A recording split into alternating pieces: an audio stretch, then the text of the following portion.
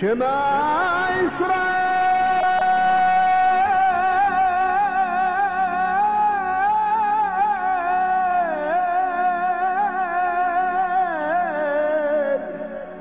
Adonai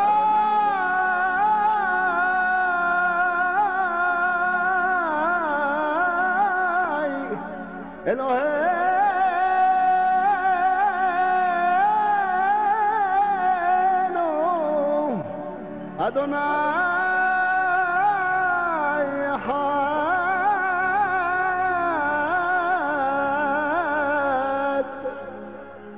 Adonai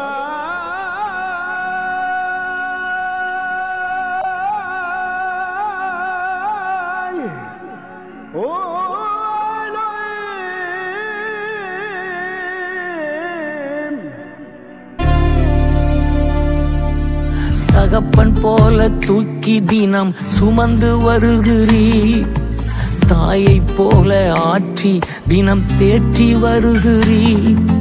தகப்பன் போல தூக்கி தினம் சுமந்து வருகிறீர், தாயை போல ஆற்றி தினம் தேற்றி வருகிறீர். நன்றி ஐயா ஏசையா, நன்றி ஐயா ஏசையா, நன்றி ஐயா ஏசையா, நன்றி ஐயா ஏசையா, நன்றி ஐயா ஏசையா, நன்றி ஐயா ஏசையா. கருவில் இருந்து தாங்கி வந்தீர் கிருபையினாலே, நாள் வரை தாங்குகிறீர் இரக்கத்தினாலே. ஐயா நமத்தில வருவாங்க. அவங்க மூலமா நல்ல கர்த்தருடைய வார்த்தைகள் அவங்க மூலமா வெளிப்படும். நம்ம சபைக்கு 2 முறை வந்திருக்காங்க பாருங்க. ஓகே, ஐயா வந்து ஜெபிப்பாங்க. ஓகே. ஸ்தோத்திரம் ஸ்தோத்திரம் ஸ்தோத்திரம் ஸ்தோத்திரம் ஸ்தோத்திரம் ஸ்தோத்திரம் ஸ்தோத்திரம் ஸ்தோத்திரம். ஹல்லேலூயா ஹல்லேலூயா ஹல்லேலூயா ஹல்லேலூயா ஹல்லேலூயா ஹல்லேலூயா ஹல்லேலூயா. இரக்கமும் மனதுருக்கமும் நீடிய சாந்தமும் மிகுந்த தயமுள்ள எங்கள் பரிசுத்த பிதாவே, இந்த ஆசீர்வதிக்கப்பட்ட அருமையான நல்ல மாலை வேலைக்காக நன்றியோடு துதிக்கிறோம். கர்த்தாவே, வேதத்தினுடைய ரகசியங்களை அறிந்து கொள்ளும்படியாக ஆண்டவரே எங்களுக்கு அருளப்பட்டிருக்கிறது.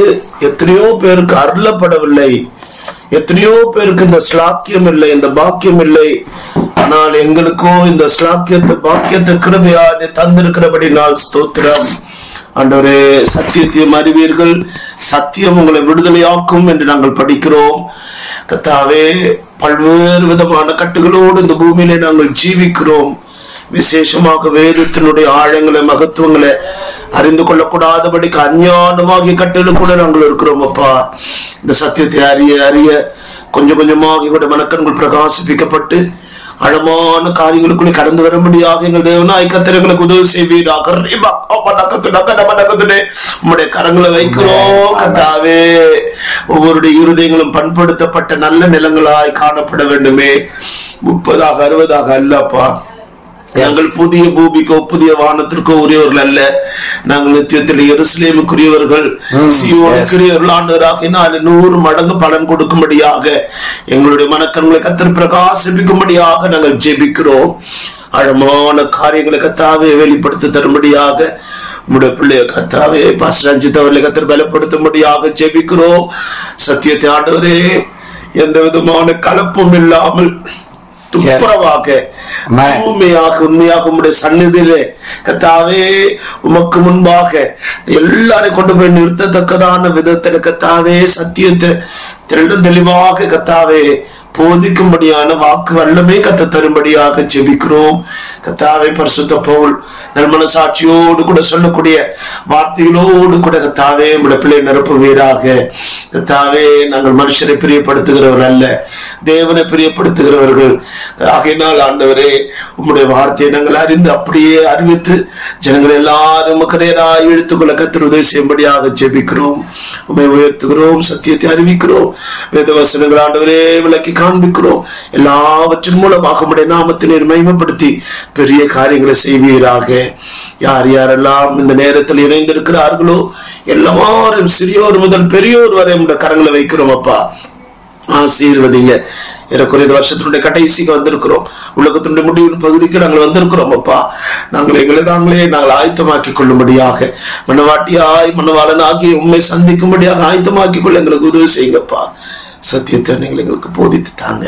மகனோடு கூட இருங்க. மகனுடைய வாயோடு கூட வார்த்தை இருப்பதாக.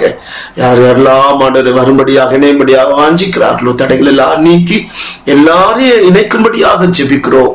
ஆசீர்வதிங்க. பரிசுத்தாவியானவர் கிரியை செய்யுங்க. அசைவாடுங்க. உம்முடைய பெரிய நாமத்தை மகிமைப்படுத்தி சகல துதி கனமே நீர் ஒருவரை எடுத்துக்கொள்வீராக. இயேசு கிறிஸ்துவின் நாமத்தில் வேண்டிக் கொள்கிறோம் எங்கள் ஜீவனுள்ள நல்ல பிதாவே. ஆமென், ஆமென், ஆமென். Thank you, yeah, thank you. கர்த்தருடைய பரிசுத்த நாமம் மகிமைப்படுவதாக. நம்ம ஒரு ஃபேமிலி செட்டப்போட நம்ம இங்க உட்கார்ந்து நம்ம கர்த்தருடைய வார்த்தையை கவனிச்சிட்டு இருக்கோம். பாருங்க, ஐயா ஜிப்பா வேஷ்டியோட உட்கார்ந்து இருக்காங்க. நான் நம்ம வீட்டுல இருக்கிற மாதிரியே டிஷர்ட்டும் சாதாரணமான வீட்டுக்கு போடுற மாதிரி இந்த ட்ரெஸ்லயே உட்கார்ந்துதான் இப்ப நான் உங்களுக்கு நான் டீச் பண்ணிட்டு இருக்கேன். அப்படிதானையா? ஐயா நல்லா என்ன சொல்றது, அப்படியே அவங்க அந்த ஊழியக்கார தோரணையிலேயே அவங்க உட்கார்ந்து இருக்காங்க. ஓகே, நல்லவர், கர்த்தர் நல்லவர். அவங்க மூலமா ஆண்டவர் பலத்த கிரியை செய்றாரு. சோ நம்ம இந்த கேதரிங் பாத்தீங்கன்னா இது ஒரு ஃபேமிலியா குடும்பமா நம்ம உட்கார்ந்து இருக்கிறதுனால நான் அவ்வளவு சீரியஸா இல்லாம நான் ரொம்ப கேஷுவலா அப்படி உட்கார்ந்துருக்கேன். ஓகே, கர்த்தர் நல்லவர், கர்த்தர் நம்மை ஆசீர்வதிப்பார். நம்ம கேஷுவலா தான் பேசுவோம், பரவாயில்லையா? ஏன்னா இங்க இருக்கிற மாதிரி ஏன் காட்டுறீங்க? நீங்க கண்டினியூ பண்ணிட்டே இருங்க. ஹானர் பண்ண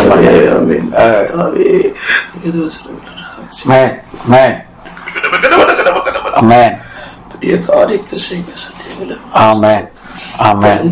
திறந்து தாங்க. திறவுகோல் எங்களுக்கு தந்திருக்கிறீங்க. ஆமென், ஆமென். ஓகே, அடிப்படை உண்மைகளை அறிந்து கொள்வோம் அப்படிங்கிற தலைப்புல நாம் ஆண்டுடைய வார்த்தைகளை நம்ம கவனிச்சிட்டு இருக்கோம். இதற்கு ஆதாரமாக மத்திய 7ஆம் அதிகாரத்துல 24, 25 அந்த வசனங்கள் எல்லாம் நம்ம இதுக்கு ஆதாரமாக நம்ம கவனிக்கிறோம். வாசிக்கலாம்.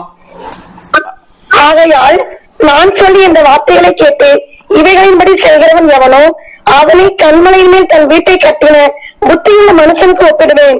பெருமழை சேர்ந்து பெருவெள்ளம் வந்து காற்று அடித்து அந்த வீட்டின் மேல் மோதியும் அது விழவில்லை.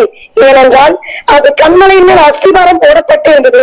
நான் சொல்லி இந்த வார்த்தைகளை கேட்டு இவைகளின்படி செய்யாதிருக்கிறவன் எவனோ அவன் தன் வீட்டை மண்ணின் மேல் கட்டின புத்தியில்லாத மனுஷனுக்கு ஒப்பிடப்படுவான். பெருமழை செறிந்து பெருவெள்ளம் வந்து காற்று அடித்து அந்த வீட்டின் மேல் மோதின போது அது விழுந்தது, விழுந்து முழுவதும் அழிந்தது என்றார். ஓகே, சோ இங்க பாருங்க, நம்முடைய ஆண்டவராகிய இயேசு யெஷுவா 2 விதமான வீடுகளை பத்தி சொல்றாரு.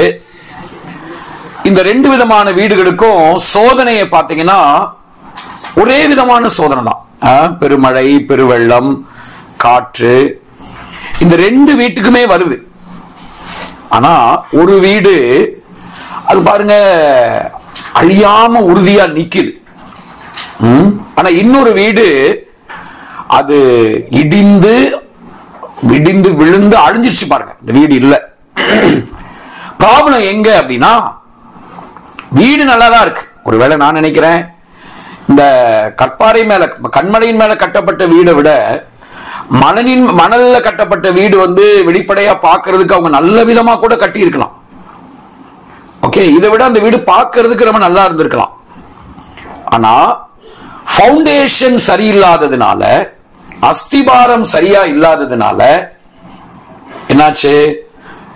சோதனை நேரங்கள் வந்த போது ஒரு வீடு உறுதியா நிக்குது, ஆனா இன்னொரு வீடு அது நிலைக்கல.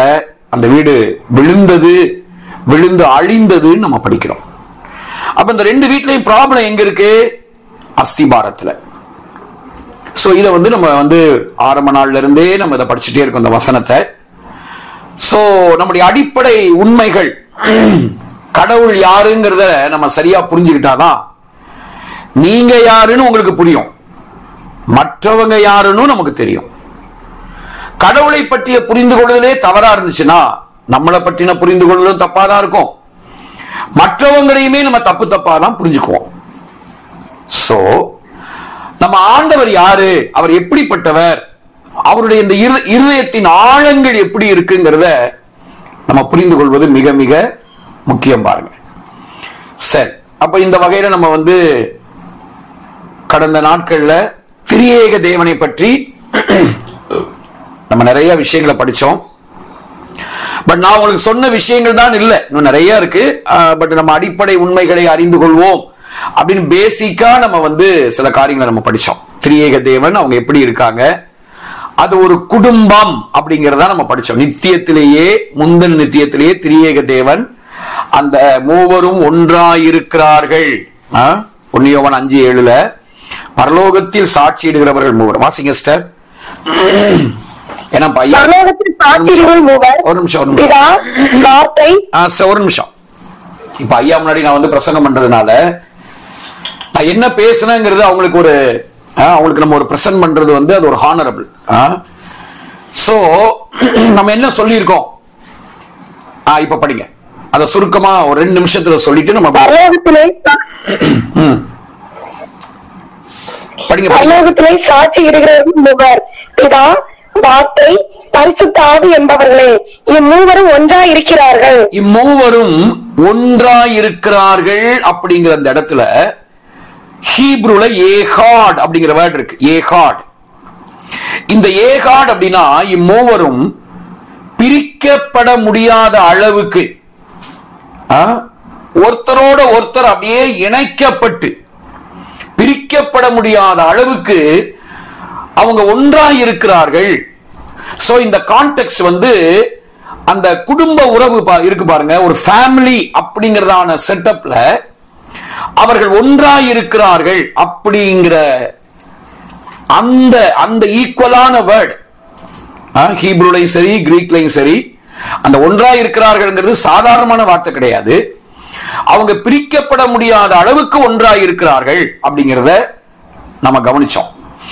அதே மாதிரிதான் மனிதர்களாகிய நம்மையும் ஆண்டவர் எப்படி இணைச்சு வச்சிருக்காருன்னா, இந்த திரியேக தேவன் பிதா, குமாரன், பரிசுத்தாவியாகிய திரியேக தேவன் 4வது நபராக, ஓகே, நான் உங்களுக்கு அடிக்கடி சொன்ன ஒரு வார்த்தை, கடவுள் உங்களை என்னையும் உபயோகப்படுத்திக்கிறதுக்காக படைக்கல. எதுக்குங்க படைச்சாரு சொல்லுங்க? நம்மள யூஸ் பண்ணிக்க இல்ல, சூஸ் பண்ணாராம். Very good. நம்மளை உபயோகப்படுத்திக்கிறது உறவுக்காக. ஓகே, அவர் நம்மளை உபயோகப்படுத்திக்கிறதுக்காக படைக்கல. தூதன் விழுந்தான், துதிபாட ஆள் இல்லைங்க, அதனால எனக்கு ஒருத்தன் துதிக்கிறதுக்கு எவனோ ஒருத்தன் வேணும், ஓகே இந்த மனுஷனை படைப்போம் அப்படின்னு அவர் படைக்கல. நம்மளை உபயோகப்படுத்துவதற்காக அவர் படைக்கவில்லை. அவர் படைச்சதே நம்மளோட எதுக்கு? நம்மளோட உறவாட. நம்முடைய ஆண்டவர் உறவின் தேவன், அவர் உறவை விரும்புகிறார் அப்படிங்கிறதான விஷயத்த நம்ம படிச்சோம். அவருக்கு உறவு தான் முக்கியம். சோ நம்ம ஆண்டவருக்காக உபயோகப்படுறது இல்லையா? உபயோகப்படுறோம். ஆனா அதுல எந்த அடிப்படையில? உறவின் அடிப்படையில். ஊழியம் என்பது முக்கியம் அல்ல, ஊழியத்தை விட முக்கியம் எது? உறவு அப்படிங்கிறத நம்ம இங்க படிச்சோம். சோ இத பத்தி நான் உங்களுக்கு தெளிவா சொன்னேன். ஆண்டவர் நம்மளை எந்த அளவுக்கு இணைச்சிருக்காருன்னா, நம்மளை அவரால் பிரிக்கவே முடியாது. மனுஷ வாசனை இல்லாம நம்ம ஆண்டவரால இருக்கவே முடியாது. அப்படிங்கிற அளவுக்கு அந்த உறவுக்குள்ள நம்மளை வச்சிருக்காரு. சோ நான் ஹீப்ருல சொன்ன யோத்கே வாவ்கே, யாவே அப்படிங்கிறதுல அந்த வாவ்கேல யார் இருக்கிறது? தனம். யோத்கே வாவ்கேல யோத்கே வாவ்கே யகவா, அந்த வாவ்கேல யார் இருக்கா? ஆக்சுவலா அது அவருடைய நாமம், அது இல்லையா? அவருடைய நாமம் மணவாளன் இல்ல இல்ல, வாவ்கேல யார் இருக்கான்னு கேட்ட. யாரு? மணவாளன் மட்டுமா இருக்காரு? வாவ்கேல யார் இருக்கிறது? சகோதரன். சகோதரன் நம்மளும் இருக்காங்க, நம்மளும் இருக்கோம்னா அததான் சொல்லுங்க. வாவ்கேல யார் இருக்கிறது? மணவாளன் மட்டும் இருக்காரா? மணவாளன் மணவாட்டி சேர்ந்து இருக்கா? மணவாளனும் மணவாட்டியும் சேர்ந்து இருக்காங்க. 11 மணவாளனும் மணவாட்டியும் சேர்ந்து இருக்காங்க.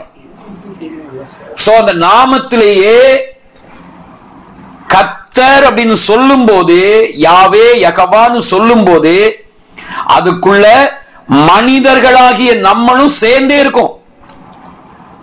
சோ நம்ம பாவம் செஞ்சிட்டதுனால அவர் நம்மளை விட்டு பிரியல, நம்ம தான் அவரை விட்டு பிரிஞ்சோம்.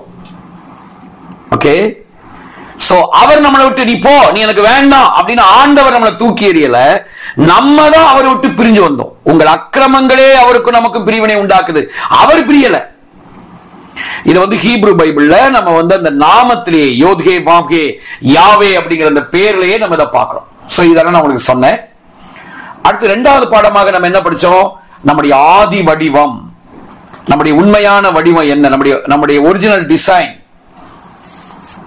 அதை பத்தி படிச்சோம். ஆண்டவர் ஏதோ நம்மளை திரும்ப திரும்ப நம்ம சொல்ற விஷயம், நம்மளை ஒரு உபயோகப்படுத்திக்கிறதுக்காக ஆண்டவர் உண்டாக்கல. ஆண்டவர் நம்மளை படைச்சதே உறவுக்காக தான். சோ நம்மளை ரொம்ப பார்த்து பார்த்து ரொம்ப கவனமா கர்த்தர் நம்மை படைத்தார் அப்படிங்கறதான விஷயத்தை நம்ம படிச்சோம். சோ இப்படி நம்ம 2 பாடங்களை முடித்து இன்னைக்கு நம்ம 3வது பாடத்துக்குள்ள வருகிறோம். இன்னைக்கு நம்ம படிக்கிற விஷயம் பாவம். ஓகே, பாவம் அப்படிங்கறதான விஷயத்தை நம்ம இன்னைக்கு நம்ம படிக்க போறோம். பாருங்க, அதாவது வேதத்தை நம்ம எந்த கண்ணாடியை போட்டு படிக்கிறோமோ அந்த விதமாகவே வேதத்துல இருக்கிற வசனங்கள் எல்லாம் நமக்கு தெரியும். ஓகே, நம்ம என்ன கண்ணாடியை போட்டு படிக்கிறோம் அப்படியே இந்த வசனம் ஆதியாகமத்திலிருந்து வெளிப்படுத்தின விசேஷம் வரைக்கும் அந்த நம்ம போட்டுட்டு இருக்கிற கண்ணாடியில நம்ம எப்படி அந்த மனநிலையோட படிக்கிறோமோ அப்படியே எல்லா வசனங்களும் அப்படியே இருக்கிற மாதிரியே தெரியும். இப்போ பிரமாணம் அப்படிங்கிற கண்ணாடியை போட்டு வேதத்தை படிச்சா ஆதியாகமத்திலிருந்து வெளிப்படுத்தின விசேஷம் வரைக்கும் பிரமாணமாவே நமக்கு தெரியும். ஓகே, பிரமாணமாவே தெரியும். அதே மாதிரி நீங்க இப்போ நரகத்துக்கு தப்பி பரலோகத்துக்கு போறதுதான் முக்கியம் அப்படிங்கிற கண்ணாடியோட நம்ம வேதத்தை படிச்சோம்னா ஆதியாகமத்திலிருந்து வெளிப்படுத்தின விசேஷம் வரைக்கும் அப்படியே தெரியும், அந்த மாதிரியே தெரியும். சோ இப்ப நம்ம என்ன கண்ணாடியை போட்டு படிக்கிறோம் அப்படின்னா, புது உடன்படிக்கையின் வெளிச்சத்துல உறவு கண்ணாடியை போட்டு, திரியேக தேவனுடைய உறவு அப்படிங்கிற அந்த கண்ணாடியை போட்டு நம்ம வேதத்தை படிக்கிறோம். ஓகே, சோ அதனால மற்றவங்க மற்ற பரிசுத்தவான்கள் சொல்லுகிற விஷயங்களுக்கும் நம்ம சொல்ற விஷயங்களுக்கும் சில காரியங்கள் முரண்பட்டது போல தெரிஞ்சாலும் அது மேட்டர் எங்கன்னா கண்ணாடியில நம்ம போட்டு படிக்கிறதான வேதத்தை போட்டு படிக்கிற அந்த கண்ணாடி, நம்முடைய புரிந்து கொள்கிற விதம், நம்முடைய மைண்ட் செட்டப், அந்த மைண்ட் செட்டப்புக்கு ஏத்த பிரகாரமா காரியங்கள் நமக்கு புரியும். சோ நம்ம உறவுங்கிற கண்ணாடியை போட்டு, திரியேக உறவு அப்படிங்கிற கண்ணாடியை போட்டு நம்ம வேதத்தை நம்ம படிக்கிறோம். சரி, அந்த வகையில இன்னைக்கு நம்ம பார்க்க போறது பாவம் அப்படிங்கிற விஷயத்தை நம்ம படிக்க போறோம். ஆதியாகமம் 4ஆம் அதிகாரத்துல 7வது வசனத்துல தான் முதல் முறையா பாவம் அப்படிங்கிற வார்த்தை வருது. சோ நம்ம பைபிளை படிச்சுட்டு திருவிவிலியத்துல யாராவது கொஞ்சம் எடுத்து வச்சுக்கோங்க. திருவிவிலியத்துல இந்த வசனத்தை வாசித்தா நல்லா இருக்கும். ஓகே, படிக்கலாம். ஆதியாகமம் 4. நீ நன்மை செய்தால் மேன்மை இல்லையோ, நீ நன்மை செய்யாதிருந்தால் பாவம் வாசற்படியில் படுத்திருக்கும், அவன் ஆசை உன்னை பற்றி இருக்கும், நீ அவனை ஆண்டு கொள்வாய் என்றார். திரும்ப ஒரு முறை படிங்க சிஸ்டர், திரும்ப வாசிங்க. நீ நன்மை செய்தால் மேன்மை இல்லையோ, நீ நன்மை செய்யாதிருந்தால் பாவம் வாசற்படியில் படுத்திருக்கும், அவன் ஆசை உன்னை பற்றி இருக்கும், நீ அவனை ஆண்டு கொள்வாய் என்றார். அவன் ஆசை உன்னை பற்றி இருக்கும், நீ அவனை ஆண்டு கொள்வாய். நீ நன்மை செய்தால் உனக்கு மேன்மை இல்லையோ, நீ நன்மை செய்யலனா பாவம் வாசற்படியில படுத்திருக்கும், அவன் ஆசை உன்னை பற்றி இருக்கும், நீ அவனை ஆண்டு கொள்வாய் அப்படின்னு இருக்கு. இத ஹீப்ரூல இருக்கிற மாதிரியே ஓரளவுக்கு திருவிழியத்தில் டிரான்ஸ்லேட் பண்ணிருக்காங்க இந்த வசனத்தை. ஓகேங்களா? அத படிக்கலாம். யாரை எடுத்திருக்கீங்க?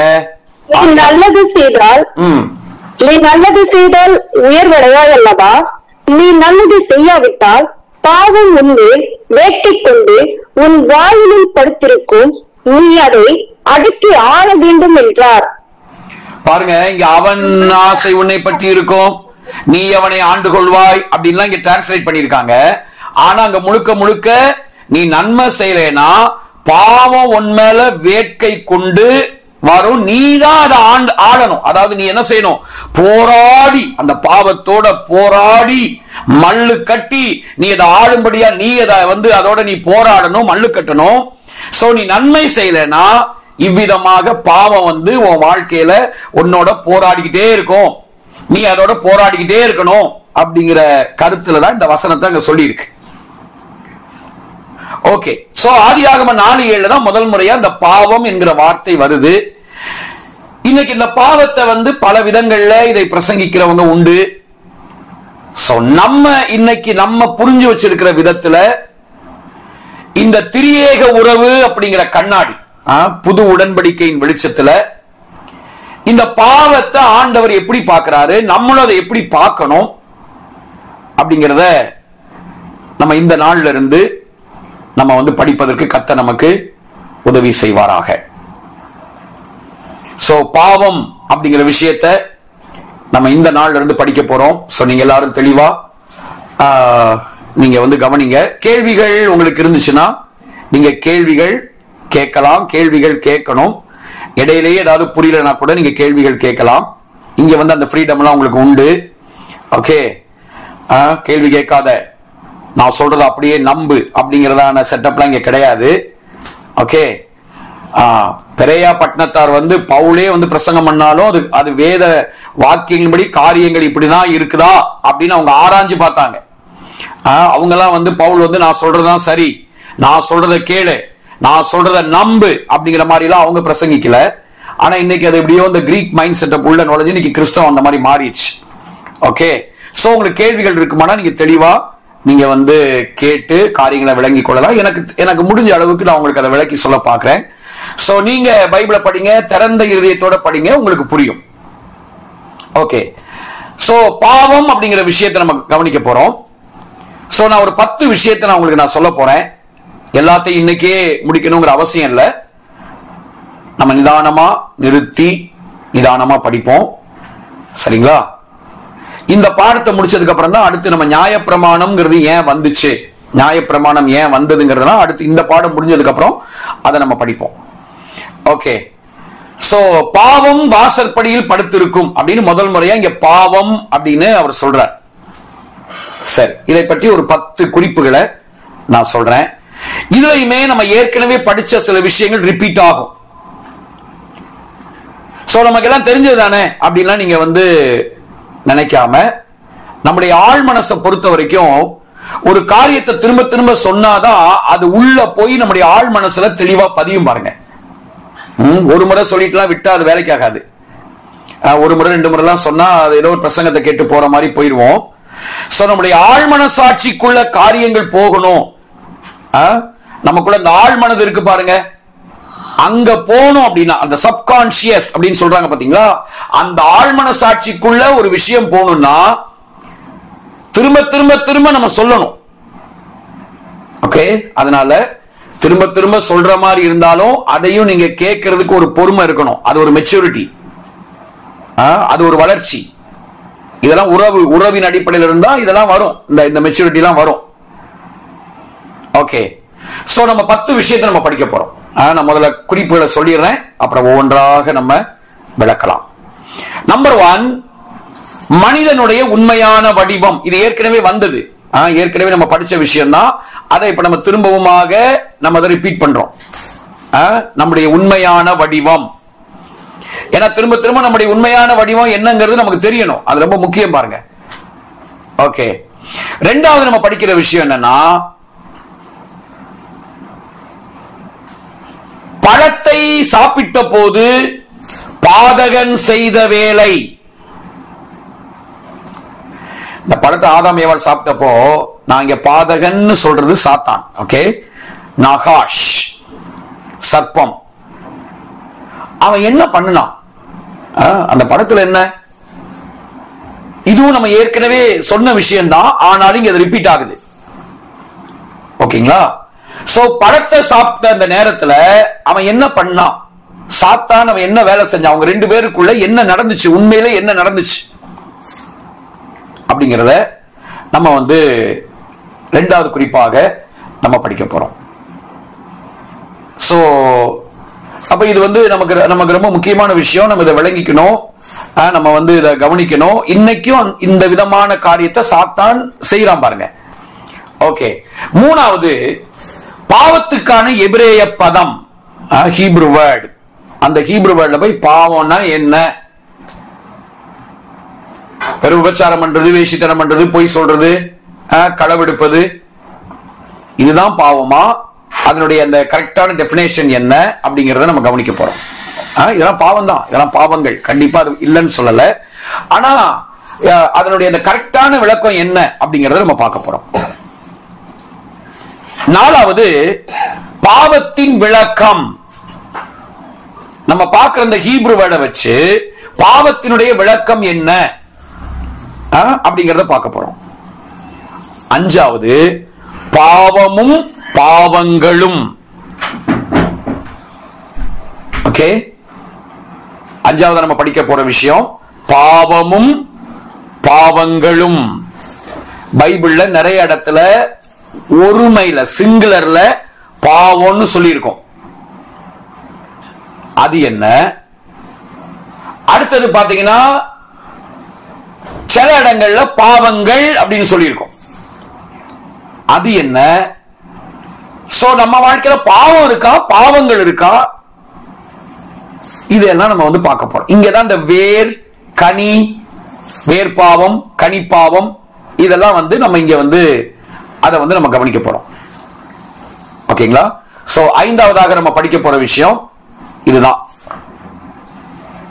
ஓகே, அடுத்தது ஆறாவதாக நம்ம படிக்க போற விஷயம் என்ன அப்படின்னா, பாவத்தை நம்முடைய ஆண்டவர் இயேசு அல்லது நம்முடைய ஆண்டவர் யெஷுவா கையாண்ட விதம். அவர் இதை எப்படி கையாண்டார், பாவத்தை எப்படி டீல் பண்ணாரு அப்படிங்கறத நம்ம ஆறாவதா நம்ம படிக்க போறோம். பாவத்தை ஆண்டவர் வந்து எப்படி இதை டீல் பண்ணார் அப்படிங்கறத நம்ம விளங்கி கொள்ளணும் பாருங்க. சோ அதை நம்ம படிப்போம். அடுத்தது ஏழாவதாக நம்ம என்ன படிக்க போறோம்னா, உறவுக்கான அழைப்பு. மத்தேயு 11:28 நம்ம எல்லாருக்கும் தெரிஞ்ச வசனம். வெளியே வந்து சுவிசேஷ கூட்டங்கள்ல எல்லாம் இந்த வசனத்தை அதிகமா நம்ம எல்லாருமே பேசுவோம். வருத்தப்பட்டு பாரம் சுமக்கிறவரை எல்லாரும் என்கிட்ட வாங்க, நீ வா, நீ வா, நீ வருத்தத்தோட பாரத்தோட இருக்க, இயேசுவண்டை வா, கர்த்தர் உனக்கு விடுதலை கொடுப்பார். அது பேசலாமா? பேசலாம், தப்பில்ல. அதே மாதிரி ஆண்டவர் செய்யறார். வருத்தத்தோட பாரத்தோட இருக்கிறவங்களை ஆண்டவர் வந்து விடுதலை ஆக்குறாரு. ஆனா எல்லா வசனமும் பாத்தீங்கன்னா கான்டெக்ஸ்ட் ரொம்ப முக்கியம் பாருங்க. அந்த முன்னாடி பின்னாடி சொல்லப்பட்டதோட சேர்த்து நம்ம படிச்சோம்னா, ஆண்டவர் இந்த வசனத்தை வந்து யாருக்கு அழைப்பு கொடுக்கிறார்னா, மதத்தை விட்டுட்டு உறவுக்குள்ள வா. வருத்தப்பட்டு பாரம் சுமக்கிறவளே நீங்க எல்லாரும் என்கிட்ட வாங்க, நான் உங்களுக்கு இளைப்பாறுதல் தருவேன். ஆண்டவர் யாரை பார்த்து கூப்பிட்டார்னா, ரட்சிக்கப்படாத, அதாவது பைபிள் தெரியாத பாவியை பார்த்து அவர் சொல்லல. ஆல்ரெடி பைபிள் அவனுக்கு தெரியும், பழைய ஏற்பாடு தோரா எல்லாம் அவனுக்கு தெரியும். தெரிஞ்சவங்களை பார்த்து தான் கூப்பிடுறாரு, என்கிட்ட வா. அப்படின்னா நீ ஆல்ரெடி ஒரு மத மைண்ட்ல இருக்க, ரிலிஜியஸ் செட்டப்ல இருக்கிற, அந்த ரிலிஜியஸ் செட்டப்பை விட்டு என்னோட ரிலேஷன்ஷிப்புக்குள்ள வா அப்படின்னு கூப்பிடுறாரு. சோ இதை வந்து நான் உங்களுக்கு அதை விளக்கும்படியாக அந்த குறிப்பை நம்ம அதை படிப்போம். எட்டாவது மனம் திரும்புதல், மனம் புதிதாகுதல் என்பதன் விளக்கம். மனம் திரும்புன்னு சொல்றோம்ல, மனம் புதிதாக்கப்படுதல் அப்படின்னு நம்ம சொல்றோமே, அதனுடைய கரெக்டான விளக்கம் என்ன அப்படிங்கறத நம்ம கவனிக்க போறோம். மனம் திரும்புதல், மனம் புதிதாக்கப்படுதல் அப்படிங்கிறதான விஷயங்கள் எல்லாம் என்ன அப்படிங்கிறத நம்ம கவனிக்க போறோம். 9வது நம்ம படிக்க போற விஷயம், நம்முடைய ஆண்டவர் யெஷுவா இந்த பூமிக்கு வந்ததற்கான பிரதான நோக்கம். நிறைய காரணங்களை நிறைய நோக்கங்களை அவர் நிறைவேற்றதுக்காக இந்த பூமிக்கு வந்தார். இயேசு வந்ததுக்கு ஒரு 6-7 காரணங்களை நம்ம சொல்ல முடியும். ஆனா அதை நான் சொல்லுவேன் உங்களுக்கு ஒரு குறிப்பா. பட் அதுல பிரதானமா அவர் எதுக்கு வந்தார், அவருடைய முதல் வருகை. கவனிங்க, கிறிஸ்தவங்களுடைய பரிதாபமான நிலைமை என்னன்னா, இன்னும் முதல் வருகையினுடைய மேட்ரே சரியா தெரியாம இன்னைக்கு இந்த 2ஆம் வருகையை வச்சு இன்னைக்கு அடிச்சுக்கிறாங்க. இன்னைக்கு இயேசு முதல் முறை ஏன் வந்தாருங்கிறதே ஒழுங்கா தெரியல. இன்னும் இயேசு சிலுவையில என்ன செஞ்சு முடிச்சாரு, நமக்காக என்னென்ன காரியத்தை செஞ்சு முடிச்சாரு, சிலுவையில நமக்கு எவ்வளவு பெரிய காரியத்தை கர்த்தர் நமக்கு நிறைவேற்றி முடிச்சிருக்கிறாருங்கிறதையே ஒழுங்கா தெரியாம இந்த 2ஆம் வருகையை பேசி 7 கொம்பு 10 தலை, அந்தி கிறிஸ்து வருவானா வரமாட்டானா, இஸ்ரேல யுத்தம் வந்த உடனே வீடியோ போடுறான் 3ஆம் உலக மகா யுத்தம் வரும். சார் முதல் வருகையை ஒழுங்கா தெரிஞ்சுக்கோங்க சார். முதல் வருகையே இன்னும் ஒழுங்கா தெரியல. முதல் வருகையில இயேசு எதுக்கு வந்தாரு, என்ன காரியத்தை செய்ய வந்தாரு, அவர் என்ன செஞ்சு முடிச்சாரு, அதுவே தெரியாம 2ஆம் வருகையை பத்தி பேசும்போது பிரசங்கம் டேஸ்டா இருக்கு, ஆனா மாற்றம் வரலங்க. இன்னைக்கு 2ஆம் வருகையை பத்தி பேசின பிரசங்கத்துக்கு இதுக்குள்ள இந்த தேசம் ரட்சிக்கப்பட்டிருக்கணும், ஒரு பெரிய எழுப்புதல் வந்திருக்கணும், எவனுமே வேற மார்க்கத்தை பின்பற்றவன இருந்திருக்க கூடாது. அவ்வளவு பிரசங்கம் நடந்திருக்கு. ஆனா ஒரு மாற்றமும் வரல, ஒரு ஆணியை கூட பிளக் பண்ணல. முதல் வருகையே உனக்கு புரியல. அதனால இது நம்ம தெரிஞ்சுக்க வேண்டியது மிக மிக மிக அவசியம். இயேசு முதல் முறை ஏன் வந்தார், அவர் முக்கியப்படுத்தி அவர் டீல் பண்ண காரியம் என்ன அப்படிங்கறத நம்ம விளங்கிக்க போறோம். கடைசியா 10வது, பாவமும் பரிசுத்தமும். பாவம்னா என்ன, பரிசுத்தம்னா என்ன? இந்த 10 விஷயங்களை, இந்த பாவம் என்கிறதான தலைப்புக்குள்ள இந்த 10 விஷயங்களை நம்ம படிப்பதற்கு கர்த்தர் நமக்கு உதவி செய்வாராக. ஓகே, சரி, எல்லாம் ரீகால் பண்ணிக்கலாமா ஒரு முறை? யாராவது ஒருத்தர் இந்த 10 விஷயம் இருங்க. ஓகே, சோ யாராவது நீங்க இந்த குறிப்புகளை நீங்க எழுதாம விட்டுருந்தீங்கன்னா அப்படியே நீங்க ஃபாலோ பண்ணிட்டு வாங்க. சில பேர் நீங்க மிஸ் பண்ணிருப்பீங்க. சோ எங்க நீங்க மிஸ் பண்ணிருக்கீங்களோ அந்த பகுதிகளை நீங்க ரீகால் பண்ணிக்கலாம், கரெக்ட் பண்ணிக்கலாம். ஓகே, சோ கொஞ்சம் நிறுத்தி நிதானமா சொல்லுங்க. ஓகே, ஏன்னா 10 விஷயம் பாத்தீங்களா? சோ நிறுத்தி நிதானமா சொல்லுங்க. மனிதனுடைய உண்மையான வடிவம். Okay okay. பழத்தை சாப்பிட்ட போது பாதகம் செய்த வேலை. 3 பாவத்திற்கான எபிரேய பதம். 4 பாவத்தின் விளக்கம். 5 பாவமும் பாவங்களும். 6வது பாவத்தை ஆண்டவர் யெஷுவா கையாண்ட விதம். 7வது உறவுக்கான அழைப்பு. 8வது மனம் திரும்புதல், மனம் உண்டாக்கப்படுதல் என்பதன் விளக்கம். 9வது ஆண்டவர் யெஷுவா பூமிக்கு வந்ததன் பிரதான நோக்கம். 10 பாவமும் பரிசுத்தமும். ஆமென். கர்த்தர் நல்லவர். தனம் உம்மை நம்பினோர் மாண்டதில்லை அந்த பாட்டுல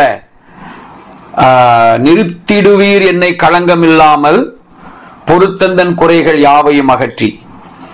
அப்புறம் சிங்கத்தின் குட்டிகள் தாழ்ச்சியுற்றாலும். இந்த 2 அடியை பாடுறீங்களா? அதுக்கப்புறம் நம்ம உள்ள போயிடலாம். உம்மை நம்பினோர் மாண்டதில்லை. நேற்றுக்கு நம்ம சபையில அந்த பாட்டை பாடணும் பாருங்க. ஓகே,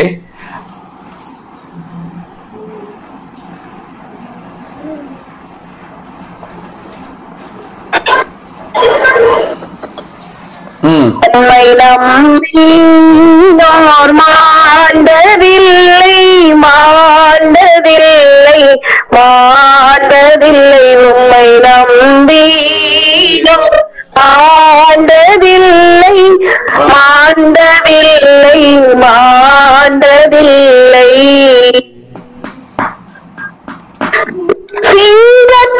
கூட்டிகள் தாழ்ச்சியுற்றாலும் பங்காரையதில்லை காத்திடுவீர்.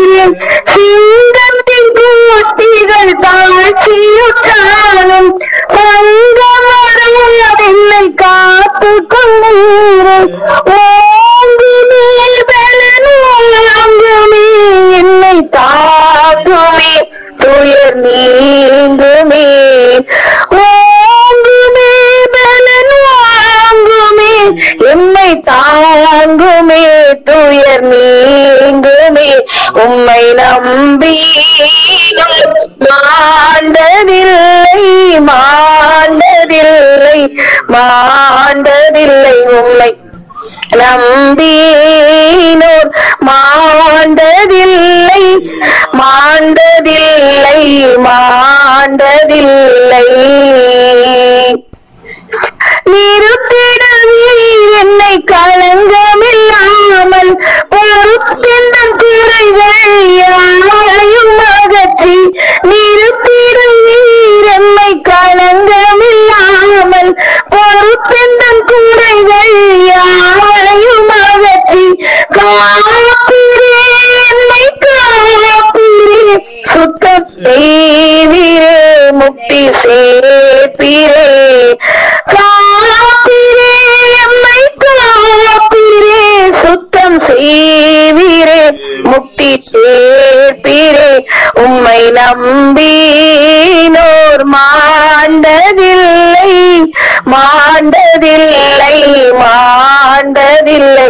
உம்மை நம்பினோர் மாண்டதில்லை மாண்டதில்லை மாண்டதில்லை. ஆமென். சரி, நம்ம நேரடியா முதல் குறிப்புக்குள்ள போகலாம். நம்முடைய உண்மையான வடிவம், அவர் ஒரிஜினல் டிசைன். ஆண்டவர் ஆதியில மனுஷனை படைக்கும் போது எந்த விதமா படைச்சார், அவனை எந்த மாதிரியான நிலையில அவனை படைச்சார்னா, அவன் எப்படி இருக்கணும் அப்படின்னா, இந்த மனிதன் ஆண்டவரின் முகத்தை பார்த்து அவரோடு உறவாடி அவரோடு பேசி அவர் சத்தத்தை கேட்டு இப்படி அந்த ஒரு ஆழமான உறவுக்குள்ள இருந்து அவன் செயல்படணும். ஓகே, மனிதனை ஆண்டவர் படைச்ச விதம் அப்படிதான். ஓகேங்களா, ஆண்டவர் மனுஷனை படைத்த விதம் என்ன அப்படின்னா, அவன் வந்து அவருடைய முகத்தை பார்த்து, அவன் ஆண்டுடைய முகத்தை பார்க்கிறதுக்கு பயப்படக்கூடாது. அப்பா முகத்தை பார்க்கிறதுக்கு மனிதன் பயப்படக்கூடாது. அவன் அப்பா முகத்தை பார்த்து, ஓகே, அவரோடு அவன் உறவாடி அவரோடு பேசி அவர் சத்தத்தை அவன் கேட்டு இப்படி உறவுல இருந்து அவன் செயல்படணும். அப்படிங்கிறதுதான் ஆண்டவர் மனுஷனை படைத்த அந்த உண்மையான வடிவம். அப்படிதான். சோ பாருங்க, அவன் வந்து கடவுளை பார்க்கிறதுக்கு அவன் பயந்து ஐயோ அப்படின்லாம் அவன் பயந்தெல்லாம் அப்படி போக கூடாது. அவன் கடவுளோட முகத்தை பார்த்து தைரியமா அன்பா, அவர் எனக்கு அப்பாங்க நான் அவருக்கு பிள்ளைங்க அப்படிங்கிற உறவுல அவன் இருக்கணும்.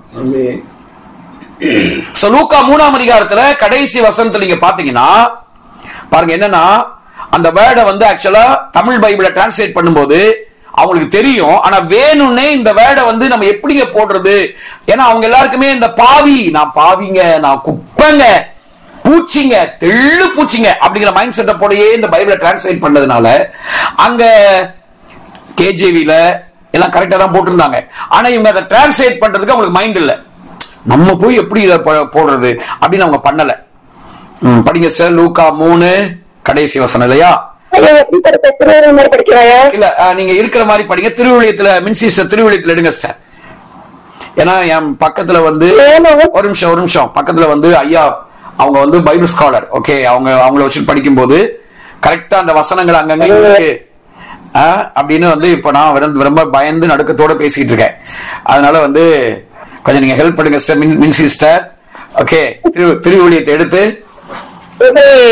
ஆமா, எனக்கு அவங்க அளவுக்குலாம் ஆழமா பேச தெரியாது. அவங்களுக்கு நான் அவங்க இப்போ அவங்கள விட்டோம்னா அவங்க வேற லெவல்ல பேசுவாங்க. சோ எனக்கு அந்த அளவுக்குலாம் ஆழமா பேச வராது, பேச தெரியாது. ஓகே, ரொம்ப சிம்பிளா அப்படி நான் பேசுறேன் பாருங்க. ஓகே, படிங்க படிங்க படிங்க. செருபிஸ் நீங்க மேல படிச்சிருங்க. லூக்கா 3 எத்தனை வசனம்? 38 படிங்க. ஏனோஸ் சேத்தின் குமாரன், சேத் ஆதாமின் குமாரன், ஆதாம் தேவனால் உண்டானவன். இத ஏன் உங்களுக்கு வந்து ஆதாம் தேவனால் உண்டானவன் அப்படின்னா இங்கிலீஷ்ல கிரீக்ல இருக்கான கிடையாது. ஆதாம் தேவனால் உண்டானவன் இல்ல. ஆனா இவங்களுக்கு அதை போடுறதுக்கு மனசு இல்ல. நம்மளே பாவி, நான்லாம் ஒரு பொருட்டா, நானே ஒரு தெள்ளு பூச்சிங்க, நான் ஒரு தூசிங்க, நான் குப்பைங்க. தாவீது வேற செத்த நாயின்னு சொல்லி இருக்காருங்க. நம்ம ஒரு செத்த நாயிங்க. சோ இப்படி இருக்கும்போது இந்த வேர்டை எப்படிங்க போடுறதுன்னு அவங்க சிம்பிளா என்ன பண்ணிட்டாங்க, ஆதாம் தேவனால் உண்டானவன் அப்படின்னு போட்டாங்க. ஆனாங்க அப்படி இல்ல. ஓகே, படிங்க சிஸ்டர். ஏனோசு சேத்தின் மகன், சேத்து ஆதாமின் மகன், ஆதாம் கடவுளின் மகன். டிஃபரண்ட் புரியுதா? நம்ம துளசியமா புரியுதா? ஆதாம் தேவனால் உண்டானவன் போட்டதுக்கும் ஆதாம் கடவுளின் மகன். அப்ப படைக்கும் போதே பிரதர்ஸ் அண்ட் சிஸ்டர்ஸ், உங்களை என்னை அவர் எப்படிதான் படைச்சாரு? மகனா மகளா? உங்களை என்னையும் மகனா மகளாதான். நம்மள ஆதி மனுஷனை படைக்கும் போது மகனாக மகளாக தான் படைச்சாரு. அவர் நமக்கு அப்பாவா இருக்கணும். கவனிங்க, கடவுளா இருக்கணும்னு படைக்கல. அவர் கடவுள்ங்கிறது நம்ம எல்லாருக்கும் தெரியுங்க. அவர் கடவுள் கடவுள் தான். ஆனா உறவு அப்படின்னு வரும்போது அவர் நம்மோட எப்படி இருக்கும்படியா விரும்புறாரு? நீங்கெல்லாம் எனக்கு அடிமைகள், நான் கடவுள் அப்படிங்கிற செட்டப்ல அவர் படைக்கல. நான் உங்களுக்கு அப்பாப்பா, நான் உங்களுக்கு அப்பா, நீங்க எனக்கு மகனும் மகளுமா இருக்கீங்க. சோ ஆதாம் கடவுளின் மகன், கடவுளின் மகன். சோ அவன் வந்து அப்பாட்ட ரொம்ப விடுதலையோட அவர் முகத்தை பார்த்து அவரோட பேசி அவரோட அப்படியே கொஞ்சி குழாவி. நீங்க யோசிச்சு பாருங்க, அந்த உறவை யோசிச்சு பாருங்க. அவர் வந்து அவங்களை எப்படி எல்லாம் கொஞ்சிருப்பாரு. என் செல்லண்டா நீங்க, என் ராஜாத்தி, ராஜாடா நீங்க. எங்க நம்மளே நம்ம நம்ம நம்ம பிள்ளைங்களை கொஞ்சிருந்தாங்க அங்க நடந்திருக்கோம். வேதத்துல அதனாலதான் முதல் எழுத்தே குடும்பம். பெரேஷித் பேத்ங்கிற லெட்டர்ல ஆரம்பிக்குது. பைபிளுடைய ஹீப்ரு பைபிள்ல முதல் லெட்டரே குடும்பம். பைபிள் தொடங்குறதே ஃபேமிலிங்கிற வார்த்தையில தொடங்குது. ஆனா இன்னைக்கு ஃபேமிலியை விட ஃபேமிலியா இல்லாம இருக்கிறது தான் ரொம்ப ஹை லெவல்ங்கிற மாதிரி. ஃபேமிலியா இல்லாம இருக்கிறதுக்கு கர்த்தர் சிலர் அழைக்கிறார். இந்த ஐயாவுக்குலாம் ஃபேமிலி இல்ல. அவங்க பாருங்க, நினைச்ச நேரத்துக்கு எங்க வேணாலும் போகலாம் வரலாம். அவங்க எங்க வேணாலும் தூங்குவாங்க. ஆண்டவருக்காக அவங்க எல்லாம் செய்யலாம். சோ ஃபேமிலியா இல்லாம ஆண்டவர் சில பேரை அழைக்கிறார். அதுல மாற்றுக்கிறதே கிடையாது. ஆனா கடவுளுடைய பார்வையில ஃபேமிலியா உள்ளவங்களை விட ஃபேமிலியா இல்லாதவங்க கொஞ்சம் ஹை லெவல் அப்படிங்கிற கான்செப்ட் வந்து அது கிரீக் ரிலிஜியன்ல இருந்து வந்த கான்செப்டே ஒழிய நம்ம அப்பாவுடைய மைண்ட்ல அந்த மாதிரி எல்லாம் கிடையாது. ஓகே, எங்க இருந்து வந்துச்சு? எங்கேயோ அந்த ஆரம்பத்துல இருந்து பார்க்காம எங்கேயோ நடுவுல 1 கொரிந்தியர் 7ஆம் அதிகாரம் அப்படிங்க இந்த நடுவுல எங்கேயாவது இருக்கு பாருங்க, அங்க இருந்து எடுத்து இந்த மாதிரியான காரியம் எல்லாம் வந்திருக்கு. சோ கடவுள் யார்? நம்முடைய தேவன் யார்? அவர் குடும்பங்களின் தேவன். இஸ்ரேல போய் ஒரு ரபாயிட்ட போய், அதாவது குடும்பத்தை விட குடும்பமா இல்லாம இருக்கிறதா ரொம்ப மேன்மையானதுங்கிற நினைப்போட போய் அங்க பிரசங்கம் பண்ணா அவனை திரும்பி கூட பார்க்க மாட்டான். இயேசுவை ஏத்துக்கிட்ட ரபாய் கூட. சோ இன்னைக்கு இப்படிலாம் வளர்ந்து வந்துருச்சு பாருங்க. சோ நம்முடைய தேவன் யார்? குடும்பங்களின் தேவன். குடும்பங்களின் தேவன், அவர் உறவின் தேவன். அப்ப மனுஷனை படைக்கும் போதே அவர் குடும்பமா இருக்கிறார் பாருங்க. திரியேக தேவன், பிதா, குமாரன், பரிசுத்தாவியாகிய திரியேக தேவன். அவர் அந்த நித்தியத்திலேயே குடும்பமா இருக்கிறதுனாலதான் இந்த மனுஷனை குடும்பமா படைச்சு அந்த குடும்ப செட்டப்ல, நாட் ரிலிஜியஸ் செட்டப், மத செட்டப்ல இல்ல, குடும்பம். அப்போ நான் உனக்கு அப்பா, நீ எனக்கு யாரு? பிள்ளை. அவன் ஒவ்வொரு நாளும் இந்த பாட்டு தெரிஞ்சிருந்தா பாடியிருப்பான். அப்பா நான் உம்மை பார்க்கிறேன், என் அன்பே நான் உம்மை துதிக்கிறேன். அப்பா நான் உம்மை பார்க்கிறேன், அப்பாவும் நீரே அம்மாவும் நீரே, அப்பாவும் நீரே அம்மாவும் நீரே, நான் உந்தன் பிள்ளை அன்றோ, நான் உந்தன் பிள்ளை அன்றோ. அப்பா நான் உம்மை பார்க்கிறேன், என் அன்பே நான் உம்மை துதிக்கிறேன். அப்பா நான் உம்மை பார்க்கிறேன். அப்போ டெய்லி அங்க அந்த உறவு எப்படி இருந்திருக்கு? அப்பா பிள்ளை உறவு. சோ அப்பாவோட அப்பா முகத்தை பார்த்து, அப்பாவோட பேசி, அப்பாவோட உரையாடி, அவர் சொல்றத இவங்க கேட்டு, நான் நம்புறேன் கண்டிப்பா அந்த இளைய குமாரனுக்கு எப்படி முத்தம் கொடுத்தாரு பாருங்க, அந்த மாதிரி டெய்லி வந்து அவங்களுக்கு என்ன பண்ணிருப்பாரு? கண்டிப்பா கடவுள் முத்தம் கொடுத்திருப்பாரு. இதெல்லாம் தெரியாதனாலதான் வீட்டுக்காரன் வீட்டம்மாவுக்கு அவளை நேசிக்க மாட்டேங்கிறான், முத்தம் கூட கொடுக்க மாட்டேங்கிறான். ஏன்னா நாங்களும் ரொம்ப டீசென்ட் பாருங்க, இல்ல ரொம்ப டீசென்டா மனைவியை நேசிக்கிறது இல்ல, மனைவியோட உட்கார்ந்து டைம் ஸ்பெண்ட் பண்றது கிடையாது. கணவன் மனைவி உறவுகள்லாம் இன்னைக்கு இடிஞ்சு போய் கிடக்குது. கடவுளை பற்றிய புரிந்து கொள்ளுதல். நம்முடைய தேவன் குடும்பங்களின் தேவன். அவர் குடும்பத்தை பிரிக்கிறவர் இல்ல, அவர் குடும்பத்தை கட்டுகிறவர். அங்கேயே சோ நீங்களும் நானும் கவனிங்க, நீங்களும் நானும் உறவிலிருந்து வந்தவங்க. ஒரு ஆமீன் சொல்லுங்க. உறவுக்காகவே நம்ம படைக்கப்பட்டிருக்கோம். உறவிலிருந்து உறவுக்காக, அந்த உறவோடு நம்ம படைக்கப்பட்டிருக்கோம்.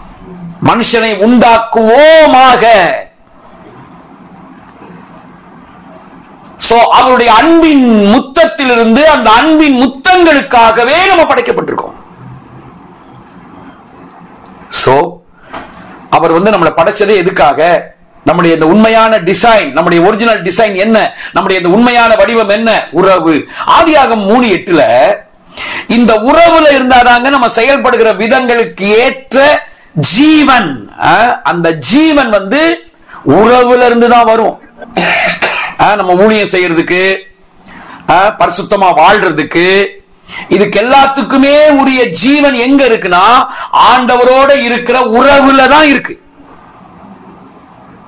உறவு இல்லாம நீங்க ஊழியம் செய்யறீங்க, உறவு இல்லாம நீங்க பரிசுத்த வாழ்க்கை வாழ்றதுக்கு நாம் பிரயாசப்பட்டு நான் பரிசுத்தமா இருப்பேன் அப்படின்னு நம்ம பரிசுத்தத்துக்காக நம்ம மல்லு கட்டிட்டு இருக்கோம், போராடிட்டு இருப்போம்.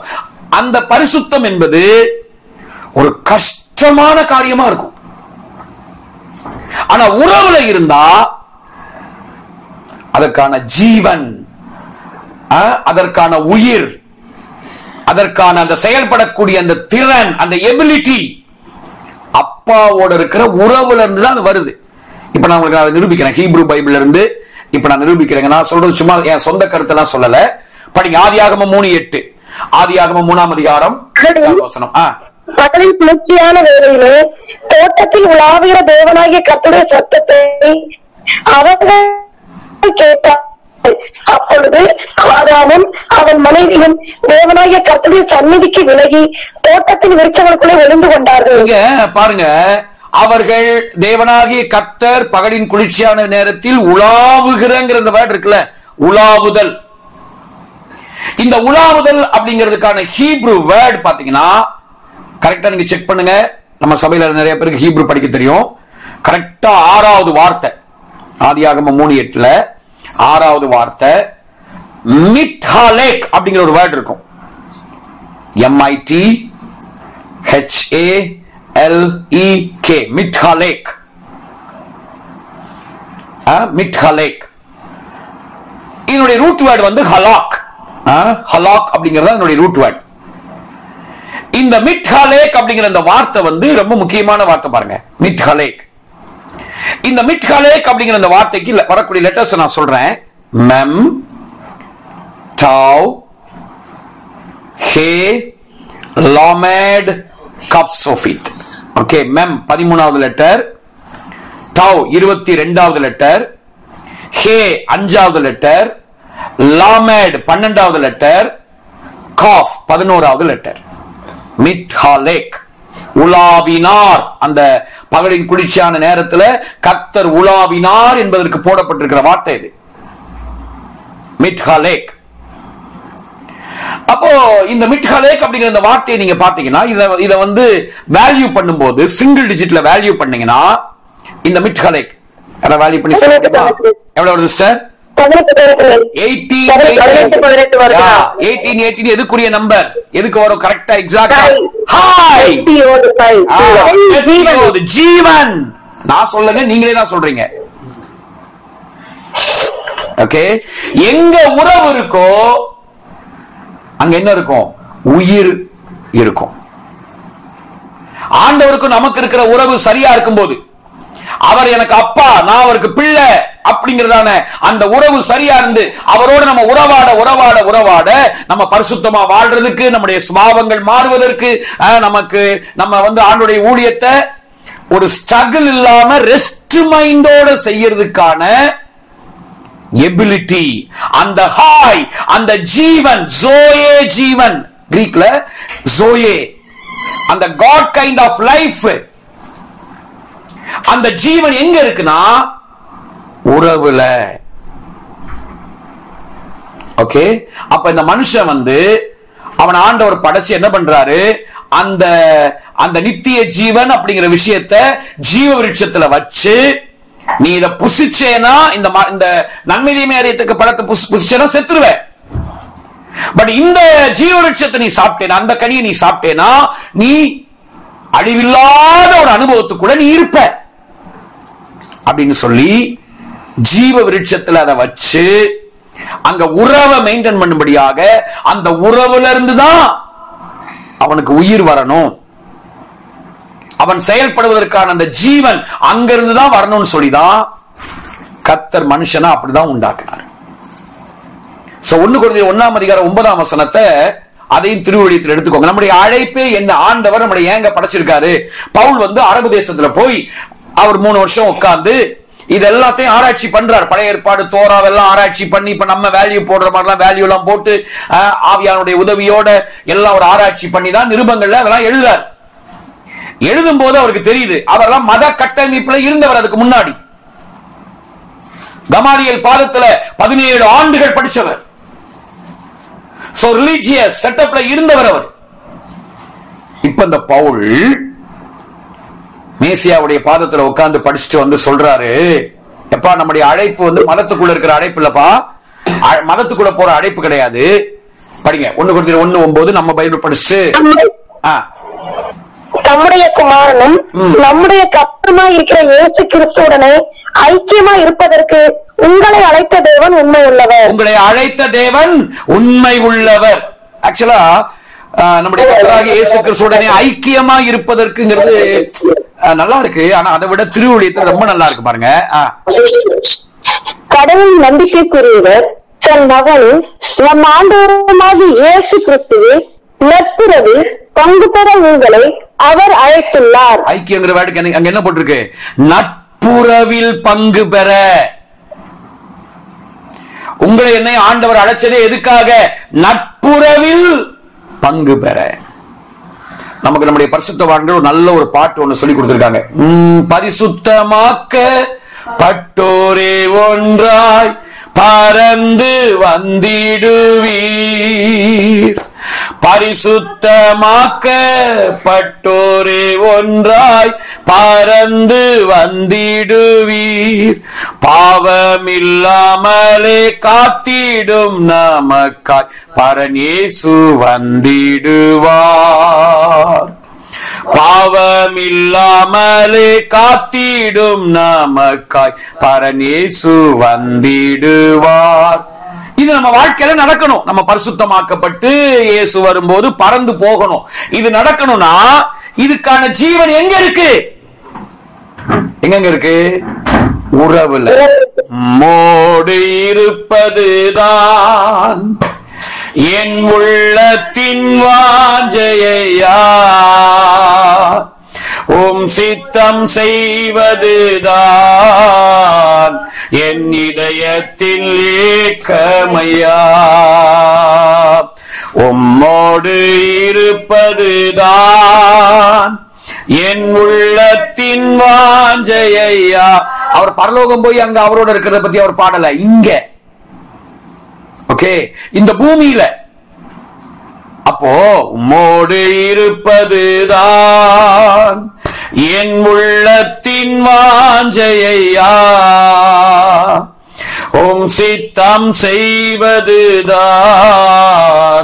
என் இதயத்தின் ஏக்கமையா. இது நம்ம வாழ்க்கையில இந்த பாட்டு நம்ம அனுபவமானாதான் எது நம்ம வாழ்க்கையில சாத்தியமாகும். பரிசுத்தமாக்க பட்டோரே ஒன்றாய் பறந்து வந்திடுவீர், பரிசுத்தமாக்க பட்டோரே ஒன்றாய் பறந்து வந்திடுவீர். இது சாத்தியமாகும். நான் என்ன சொல்ல வர்றேன், ரெண்டுமே உண்மை. ஆனா எங்க இருந்துதான் எங்க வரணும்? உறவுல இருந்துதான் நம்ம பரிசுத்தமா வாழ்றதுக்கான உயிர், நம்ம ஊழியம் செய்யறதுக்கான ஜீவன், அதுக்கான அந்த ஹாய், அந்த ஜோயே நமக்கு வரணும். அப்போ அப்பா நம்மளை படைச்சது எதுக்காக? உறவுக்காக. அவர் முகத்தை பார்த்து அவரோட பேசி அவர் சத்தத்தை கேட்டு அவர் நம்மளை கொஞ்சுவாரு, நம்ம அவரை கொஞ்சணும், அவரை பார்த்து தைரியமா சொல்லணும்.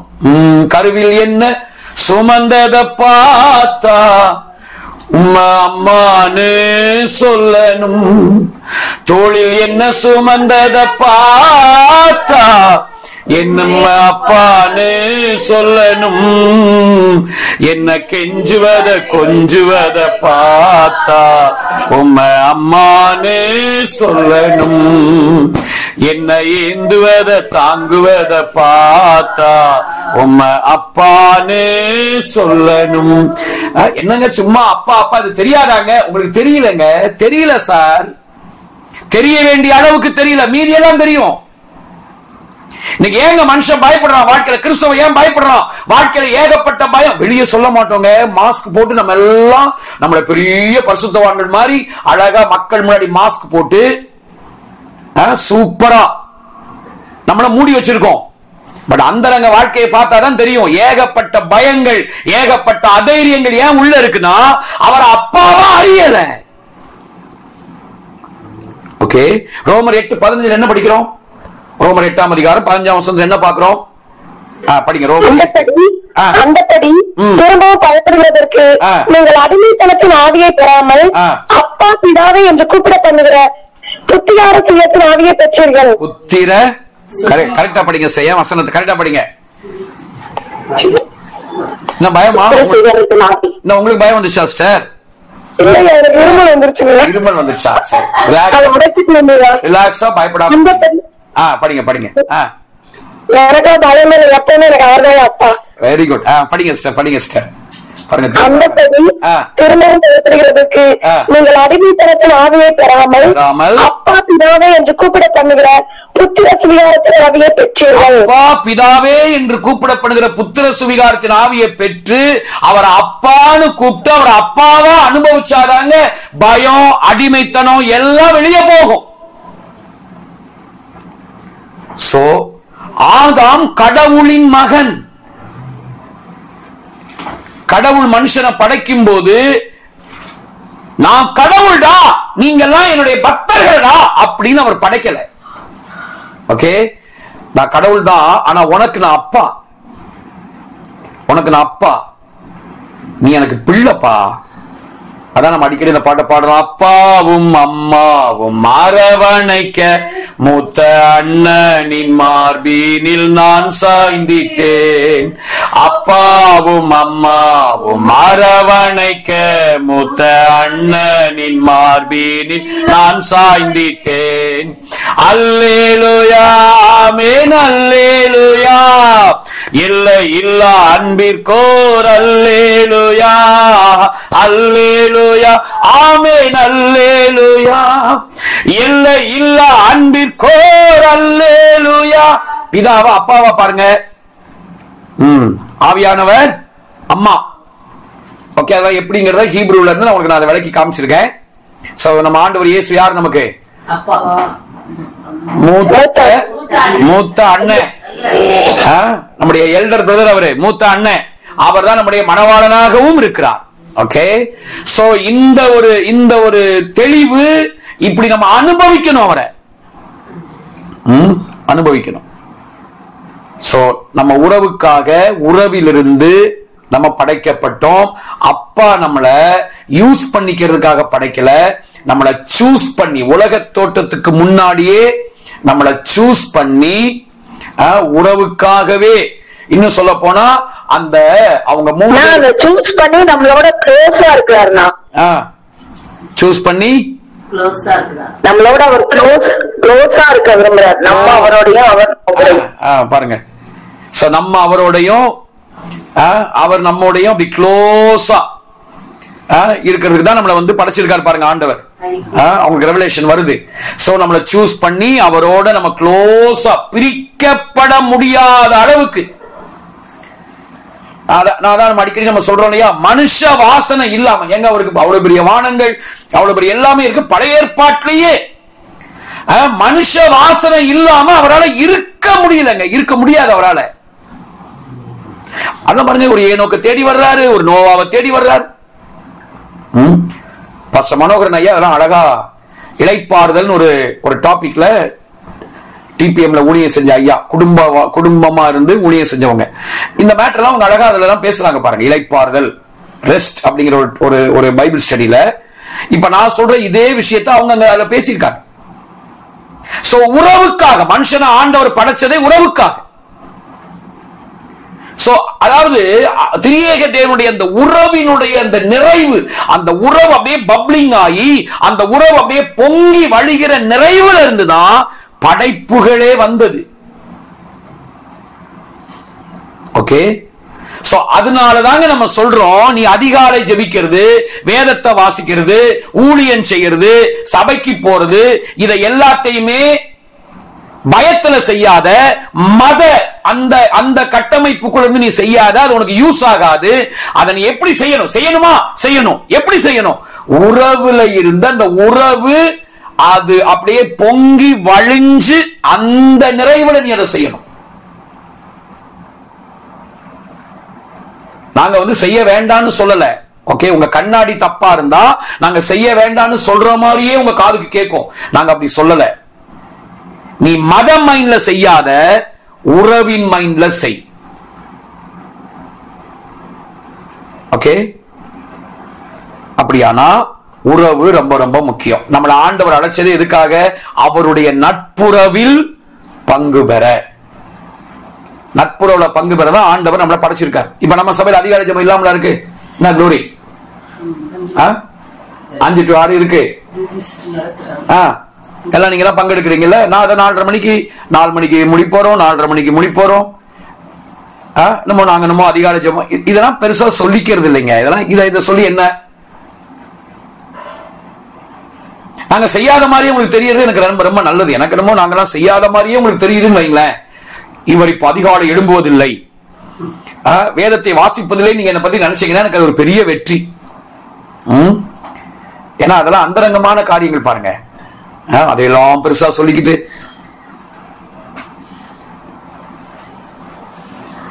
ஓகே. சோ நட்புறவு நம்மள ஆண்டவர் அழைச்சதே நட்புறவுக்காக. இது தெரிஞ்சாதான் நம்ம உறவுகளை வேல்யூ பண்ணுவோம். எத்தனை பேர் ஆமேன்? உறவுகளை வேல்யூ பண்ணுவோம். காசிக்கு போகும் சன்னியாசி அப்படின்னு சன்னியாசியா காசிக்கு போயிடாம என்ன பண்ணுவோம்? குடும்பத்தோட உட்கார்ந்து பேசுவோம். உங்க மனைவியை நீ நேசிப்ப, பிள்ளைங்களை நேசிப்ப. நான் சோறு போட்டனே, துணிமணி கொடுத்தனே, போதாதா? போதாதுமா, போதாது பிரதர், போதாது, நீ உங்க பிள்ளைங்களோட உட்கார்ந்து பேசணும், அவனுடைய உணர்வுகளை நீ கேட்கணும், அவங்க என்ன சொல்றாங்க, அவனுடைய என்ன உணர்வுகள், அவன் என்ன விரும்புறான், என்ன காரியம், அவன் மைண்டுக்குள்ள என்னென்ன போராட்டங்கள் இருக்குன்னு உட்கார்ந்து கேட்கணும். உறவுகளை வேல்யூ பண்ணணும். நம்முடைய தெய்வம் உறவுகளை வேல்யூ பண்றாரு. எங்கேயோ நடுவுல தகப்பன், தாய், மனைவி, பிள்ளைகள் ஜீவனை வெறுக்காவிட்டா எனக்கு சீஷனா இருக்க மாட்டான், அடுத்து 33 வருஷத்துல வெறுத்து விடாவிட்டால் எனக்கு நீங்க சீஷனா இருக்க மாட்டீங்கன்னு வெறுக்கிறதுக்கு ஒரு பாயிண்ட், அந்த வெறுத்துட்டு விடுறதுக்கு ஒரு பாயிண்ட் எடுத்து, அது எங்க சொல்லி இருக்கு, எதுக்கு சொல்லப்பட்டது, அந்த முன்ன பின்ன உள்ள கான்டெக்ஸ்ட் என்ன, இத வச்சு உறவுகளையே வேல்யூ பண்ணாத அளவுக்கு கல்யாணம் பண்ணி வாழ்றவனு குற்ற உணர்வோடய வாழ்ந்துட்டு இருக்கான். நம்ம கொஞ்சம் ஒரு படி கீழே, அவங்க எல்லாம் ஒரு படி மேல இருக்காங்க, நம்ம எல்லாம் ஒரு படி கீழே. சோ மனைவியை நேசிக்க மாட்டேங்கிறான், மனைவியை கொஞ்சம் மாட்டேங்கிறான். நாங்களாம் பெந்தகோஸ். சோ உறவுகளை வேல்யூ பண்ணுங்க பிரதர், உறவுகளை வேல்யூ பண்ணுங்க சிஸ்டர். உங்க கணவரோட உட்காருங்க, பேசுங்க. பிரியாணி செஞ்சு கொடுக்கும் போது கூட ஐயோ என்ன பண்றது, செஞ்சு தொலையணுமே அப்படின்னு செய்யாம, நம்ம தேவன் உறவின் தேவன், அவர் உறவுகளை ரசிக்கிறாரு அப்படிங்கிற உணர்வோட செய்யுங்க. இன்னைக்கு கிறிஸ்தவ குடும்பம், எத்தனை குடும்பம் டைவர்ஸ் வந்து நிக்குது தெரியுங்களா? இன்னைக்கு கோர்ட்டுக்கு போனா அதிகமா இன்னைக்கு டைவர்ஸ் ஆகுறதுலாம் எங்க? கிறிஸ்தவத்துக்குள்ள. புள்ளி விவரம் சொல்லுதுங்க. ஏன்? இன்னைக்கு உறவுகளை பத்தி சொல்லி கொடுக்கல. சபைகள்ல குடும்ப முகாம் ஒண்ணு நடத்தி கணவன் மனைவியா உட்கார வச்சு போதிக்கிற சபை இருக்கா சார்?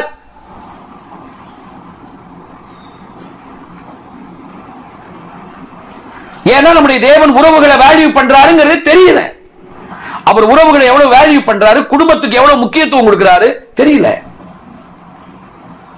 சோ நம்முடைய ஆதி வடிவம் உறவு. ஓகே, உறவு ரொம்ப முக்கியம். கர்த்தர் நம்மளை படைச்சதே உறவுக்காக அப்படிங்கறத நம்ம தெளிவா வழங்கிக் கொள்ளணும். சரி, இப்ப ரெண்டாவது விஷயத்துக்குள்ள போவோம்.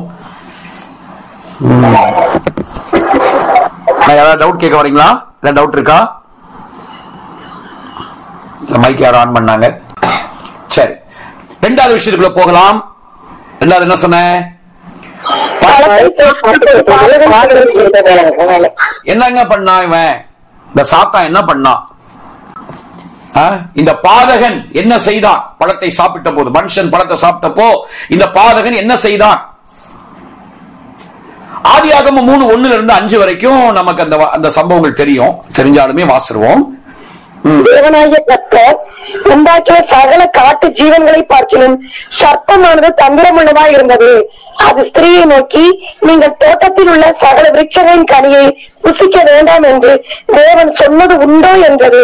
ஸ்திரீ சர்ப்பத்தை பார்த்து, நாங்கள் தோட்டத்தில் உள்ள விருட்சங்களின் கனிகளை புசிக்கலாம், ஆனாலும் தோட்டத்தின் நடுவில் இருக்கிற விருட்சத்தின் கனியை குறித்து தேவன் நீங்கள் சாகாதபடிக்கு அதை புசிக்கவும் அதை தொடவும் வேண்டாம் என்று சொன்னார் என்றார்.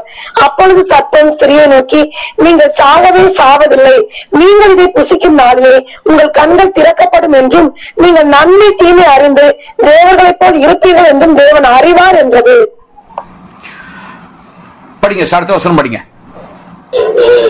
அப்பொழுது ஸ்திரீயானவள் அந்த விருட்சம் புசிப்புக்கு நல்லதும் பார்வைக்கு இன்பமும் புத்தியை தெளிவிக்கிறதுக்கு எச்சிக்கப்படத்தக்க விருட்சமா இருக்கிறது என்று கண்டு அதன் கனியை பறித்து புசித்து தன் புருஷனுக்கும் கொடுத்தாள், அவனும் புசித்தான். இப்ப நான் ஏற்கனவே இது சொன்னதுனால நான் அதை ரிப்பீட் பண்ண வேண்டிய பாயிண்டா இருக்கனால அதை நான் ரொம்ப சுருக்கமா சொல்றேன். ரொம்ப சிம்பிள். என்னங்க செஞ்சான் அவன்? அந்த பழத்தை பத்தின சப்ஜெக்டை எடுத்ததுல இருந்து சர்ப்பம், நாகாஷ், ஹீப்ரூல இந்த சர்ப்பத்துக்கான வேர்டு நாகாஷ். இங்க இருந்து அந்த நாகம் எல்லாம் வருது. ஓகே, சோ இந்த நாகாஷா இருந்த அந்த சர்ப்பம் இந்த பழத்தை பத்தின மேட்டர் அதை எடுத்ததுல இருந்தே அவன் படிப்படியா அவங்க ரெண்டு பேருக்குள்ள என்ன செஞ்சான்னா, அவங்க ஏற்கனவே கடவுளை பற்றி போட்டிருந்த அந்த சரியான கண்ணாடிய கழட்டிட்டு என்ன செய்யறான்? தவறான கண்ணாடிய மாட்டி விடுறான். ஓகே, இந்த நன்மை தீமை அறியத்தக்க இந்த பழத்தை சாப்பிட்ட அந்த நேரத்தில் நடந்த மேட்ரு என்னங்க? அங்க என்ன நடந்துச்சுன்னா, அவங்க அதுவரைக்கும் கடவுளை பத்தி போட்டிருந்த சரியான கண்ணாடிய கழட்டிட்டு ஒரு தப்பான கண்ணாடிய இப்ப மனுஷனுக்கு இவன் மாட்டி விடுறான். ஓகே, பழத்தை சாப்பிடுறதுக்கு முன்னாடி என்ன பண்றான்னா, நீங்க இதை சாப்பிடும் போது இதை நீங்க சாப்பிட்டீங்கன்னா நீங்க தேவனை போலவே மாறிடுவீங்கன்னு சொல்லி, தேவர்களை போலவே நீங்க இருப்பீங்கன்னு தேவன் அறிவார்னு சொன்னா பாருங்க. அங்க வந்து அவன் என்ன பண்றான், அப்படி அங்க இருந்தே கண்ணாடியை கழட்ட ஆரம்பிக்கிறான். கண்ணாடியை கழட்ட ஆரம்பிச்சு ஒரு தப்பான கண்ணாடியை போடுறான் பாருங்க. என்ன சொல்றான், தேவன் அன்புள்ளவர் அல்ல, நம்பர் 1. இரண்டாவது, அவர் நல்லவர் இல்லை. உயர்வை அவர் விரும்பல. நீ இதை சாப்பிட்டேன்னா நீ அவரை மாதிரியே மாறிடுவ அப்படின்னு அவருக்கு தெரியும். அதனாலதான் ஒன்னு அவர் சாப்பிட வேண்டாம்னு சொல்லிட்டாரு. சோ அவர் உன் மேல நீ நினைக்கிற அளவுக்கு அன்பா இல்ல. அன்புள்ளவர் தான், ஆனாலும் எப்படி வரும், ஆனாலும் வராதுன்னு சொல்ற மாதிரியே அவர் அன்புள்ளவர் தான், ஆனாலும் அந்த அளவுக்கு அவர் அன்புள்ளவர் இல்லை. ஓகே, அவர் நல்லவர் தாங்க, ஆனாலும் நீ நினைக்கிற மாதிரி நல்லவர் இல்லை. அவர்கிட்ட கொஞ்சம் சுயநலமெல்லாம் இருக்கு. எங்க நீ அவரை போல மாறிடுவையோன்னு சொல்லிதான் அதை சாப்பிட வேண்டாம்னு சொன்னாரு அப்படிங்கிற பொய்ய சொல்லி கடவுளை பத்தி போட்டிருந்த தப்பா நல்ல கண்ணாடி, கரெக்டான கண்ணாடியை கழட்டிட்டு இப்ப அவரை பத்தி, அவரை பார்க்கிற விதம், அவரை புரிந்து கொள்கிற, நான் கண்ணாடின்னு சொல்றது நம்முடைய ஆண்டவரை பற்றி நம்ம புரிந்து கொள்கிற அந்த புரிந்து கொள்ளுதல். அந்த தப்பான சரியான கண்ணாடியை கழட்டிட்டு இப்ப தப்பான கண்ணாடிய மாட்டிட்டான். அடுத்து இப்ப இதுலதான் இந்த பழம் அப்படியே ரொம்ப இன்பமா தெரியுது அவளுக்கு. புசிப்புக்கு இன்பம், புசிப்புக்கு நல்லது, பார்வைக்கு இன்பமா தெரியுது, புத்தியை தெளிவிக்கிறதா தெரியுது. இப்ப அடுத்த அந்த பழத்தை சாப்பிட்ட உடனே அடுத்த ஒரு கண்ணாடியை மாற்றான். என்ன கண்ணாடி, அப்பா மேல கோபமா இருக்கிறாரு, அவர் உன்னை நிச்சயமா என்ன செய்வார், தண்டிப்பார்.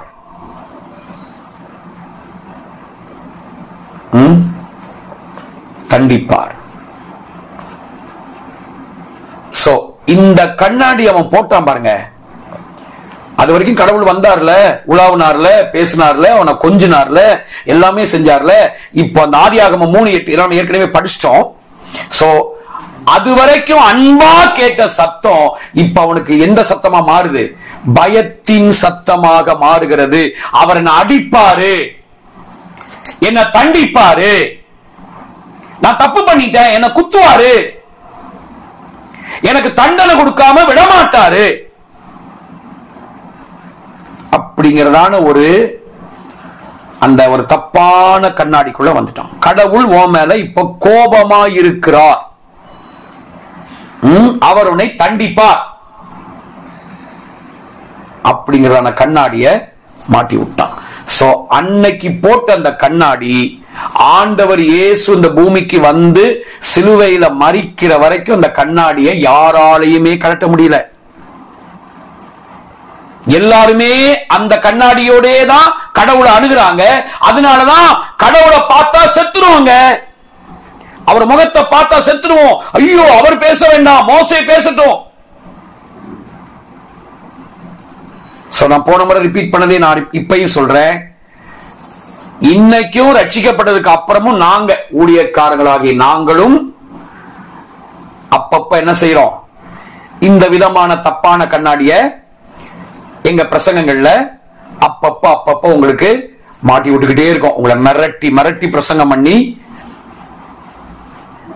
இப்படி ஒரு கண்ணாடியை நாங்க போட்டு விடுறோம். ஆழமான சத்தியம் என்கிற பேர்ல நாங்கெல்லாம் அந்த வேலையை பண்ணியிருக்கோம். இவ்வளவு காலமா அந்த வேலையெல்லாம் பண்ணியிருக்கோம். சோ இந்த மாதிரியான காரியங்களை பண்ணி நீங்களும் பயந்து குற்ற உணர்வுலேயே காலமெல்லாம் கடந்து கில்ட்டி கான்சியஸ்லயே இருந்து, ஆனா வெளிப்படையா பார்த்தா நீங்க வருவீங்க, ஆவி நிலைமைங்க, எல்லாம் பண்ணுவீங்க. ஆனா உங்களோட நெருங்கி பழகி பேசினா ஏகப்பட்ட விரக்திகள், ஏகப்பட்ட சலிப்பு, என்னடா இந்த வாழ்க்கை அப்படிங்கிற மாதிரியே உங்க மைண்டுக்குள்ள ஏகப்பட்ட காரியங்களா நீங்க வெளியே பார்த்தீங்கன்னா அந்நிய பாஷெல்லாம் பேசுவீங்க, பயங்கரமா பாடுவீங்க, வேக வேகமா பாடும்போது உங்களுக்கு ஆவியெல்லாம் வந்து இறங்கும், எல்லாம் நடக்கும். ஓகே, சோ இன்னைக்கு அந்த தப்பான கண்ணாடியை போட்டுக்கிட்டு கிறிஸ்தவம் இன்னைக்கு அப்படியே இருக்கு. சோ ஆண்டவர் இயேசு வந்ததே இந்த கண்ணாடியை கழட்டுறதுக்கு, கழட்டினார். பட் அவர் கழட்டி போட்ட அந்த கண்ணாடியை திரும்ப நாங்க மாட்டி விடுறோம். சோ பாதகன் செய்த வேலை என்ன? கண்ணாடிய, நல்ல கண்ணாடியை கழட்டி விட்டுட்டு தப்பான கண்ணாடியை போட்டுட்டான். அவர் நல்லவர் இல்லப்பா, நீ நினைக்கிற அளவுக்கு நல்லவர் இல்ல, நீ நினைக்கிற அளவுக்கு அவர் அன்புள்ளவர் இல்ல, அவர் உன் மீது கோபமாயிருக்கிறார், அவர் உன்னை தண்டிப்பார்.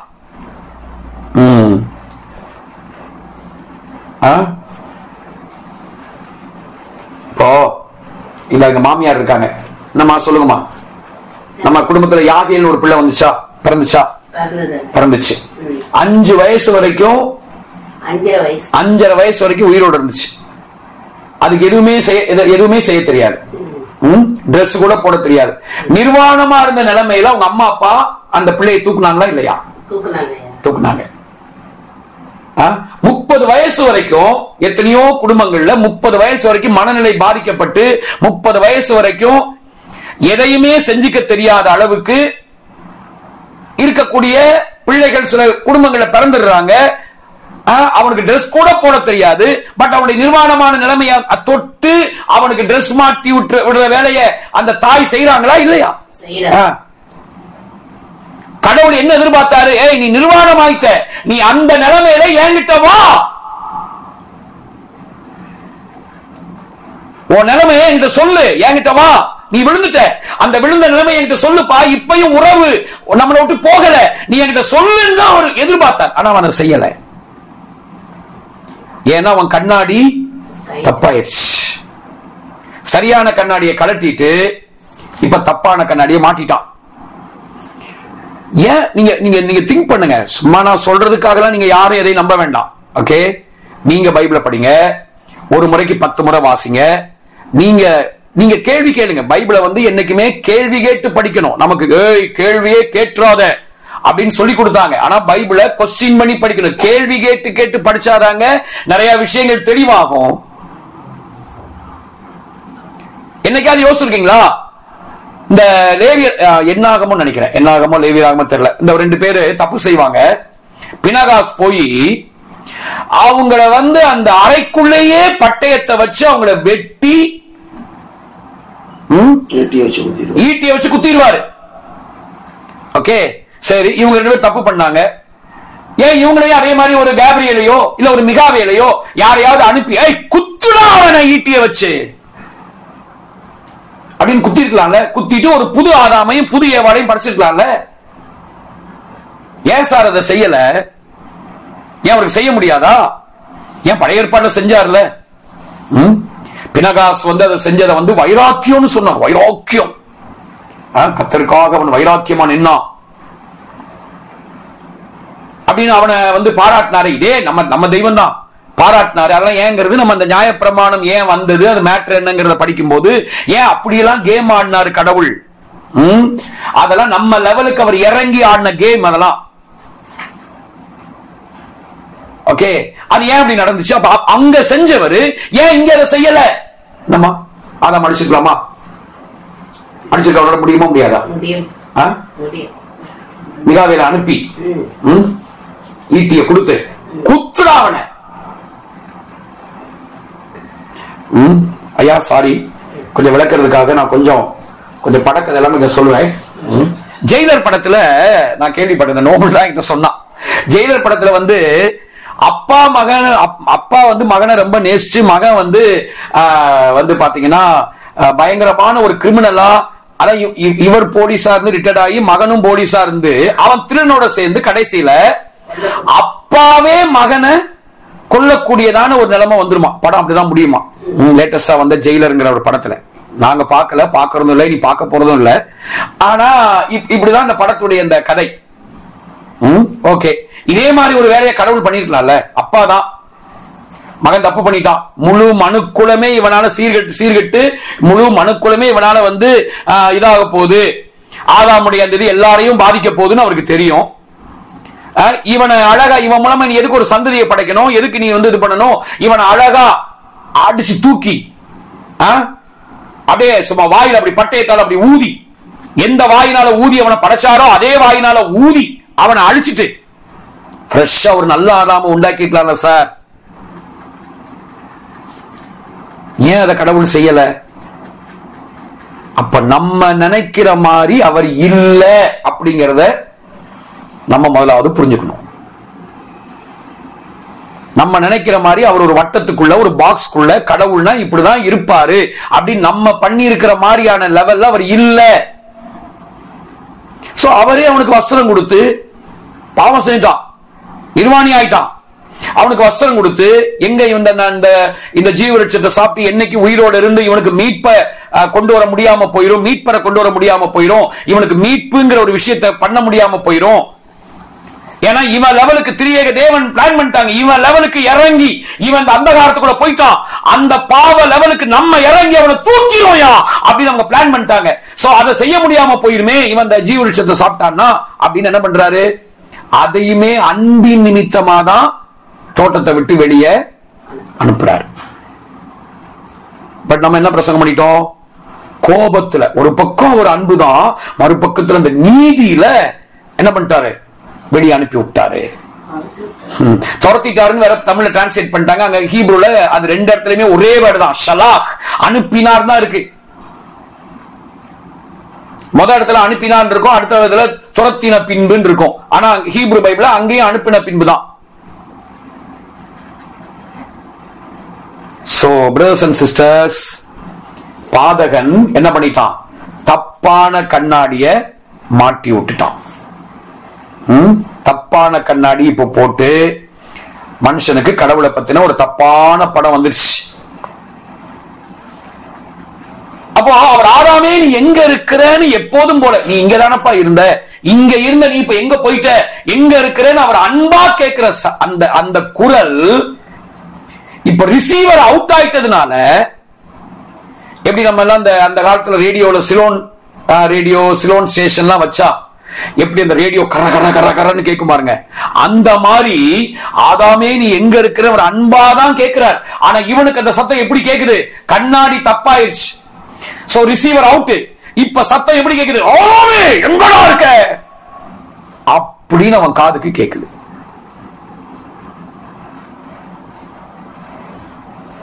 So brothers and sisters, தப்பான கண்ணாடியை மாட்டிட்டான். அதனால இன்னைக்கு வரைக்கும் அந்த தப்பான கண்ணாடியை கலட்டதான் ஆண்டவர் ட்ரை பண்றாரு. யார் யாரெல்லாம் இடம் கொடுக்கிறாங்களோ, யார் யாரெல்லாம் அவருக்கு வாய்ப்பை கொடுக்கிறாங்களோ அதை கழட்டுவாரு. மற்றவங்களுக்கு அவங்க இந்த வாய்ப்பை கொடுக்கிற வரைக்கும் கடவுள் அவங்களுக்காக வெயிட் பண்ணுவார். அவங்களை கைவிடவும் மாட்டாரு. அடுத்த வேர்டு, அவங்களை கட்டாயப்படுத்தவும் மாட்டார். He is not forced and he is not forsaken. கைவிடவும் மாட்டாரு. நீ கண்ணாடியை மாட்ட இடம் கொடுக்க மாட்டேங்கிற, நீ அப்படிதான் இருக்க, நான் உன்னை கைவிட்டுருவேன் கைவிடவும் மாட்டார். அவங்களுக்கும் எல்லாம் செய்வார். அதே நேரத்தில் நீ இப்படி இந்த கண்ணாடியை போட்டுதான் ஆகணும் அப்படின்னு நம்ம கடவுள் கட்டாயப்படுத்தவும் மாட்டார். அவர் வாசப்படின்னு தட்டுவார், திறந்தா உள்ள வருவார். So brothers and sisters, so நம்ம சொல்ல விரும்புற நல்ல செய்தி என்ன? கடவுள் அன்புள்ளவர், அவர் அன்பாகவே இருக்கிறார், அவர் நல்லவர், நம்ம யார் மேலேயும் அவர் கோபமா இல்லை அப்படிங்கறதான நல்ல செய்தியை உங்களுக்கு நான் சொல்றேன். அவர் கோபமா இல்லை. சரி, தேவ கோபாக்கினைலாம் இருக்கே, அதெல்லாம் என்ன சார் அப்படின்னா அதுக்கெல்லாம் விளக்கம் இருக்கு. ஓகே, நம்ம இந்த நியாய பிரமாணம் அதெல்லாம் படிக்கும் போது அதெல்லாம் படிப்போம். ஓகே, நம்ம ஸ்டெப் பை ஸ்டெப்பா தான் படிச்சுட்டு இருக்கோம். ஓகே, இப்ப மூணாவது விஷயத்தை சொல்லி நான் முடிக்கிறேன், அதுக்கு டைம் இருக்கும்னு நினைக்கிறேன். மூணாவது மேட்டர் என்ன? பாவத்துக்கான எபிரேய பதம். ஓகே, ஆதியாகம 4ஆம் அதிகாரம் 7வது வசனத்துல தான் அங்க பாவங்கிற வார்த்தை இருக்கு இல்லையா?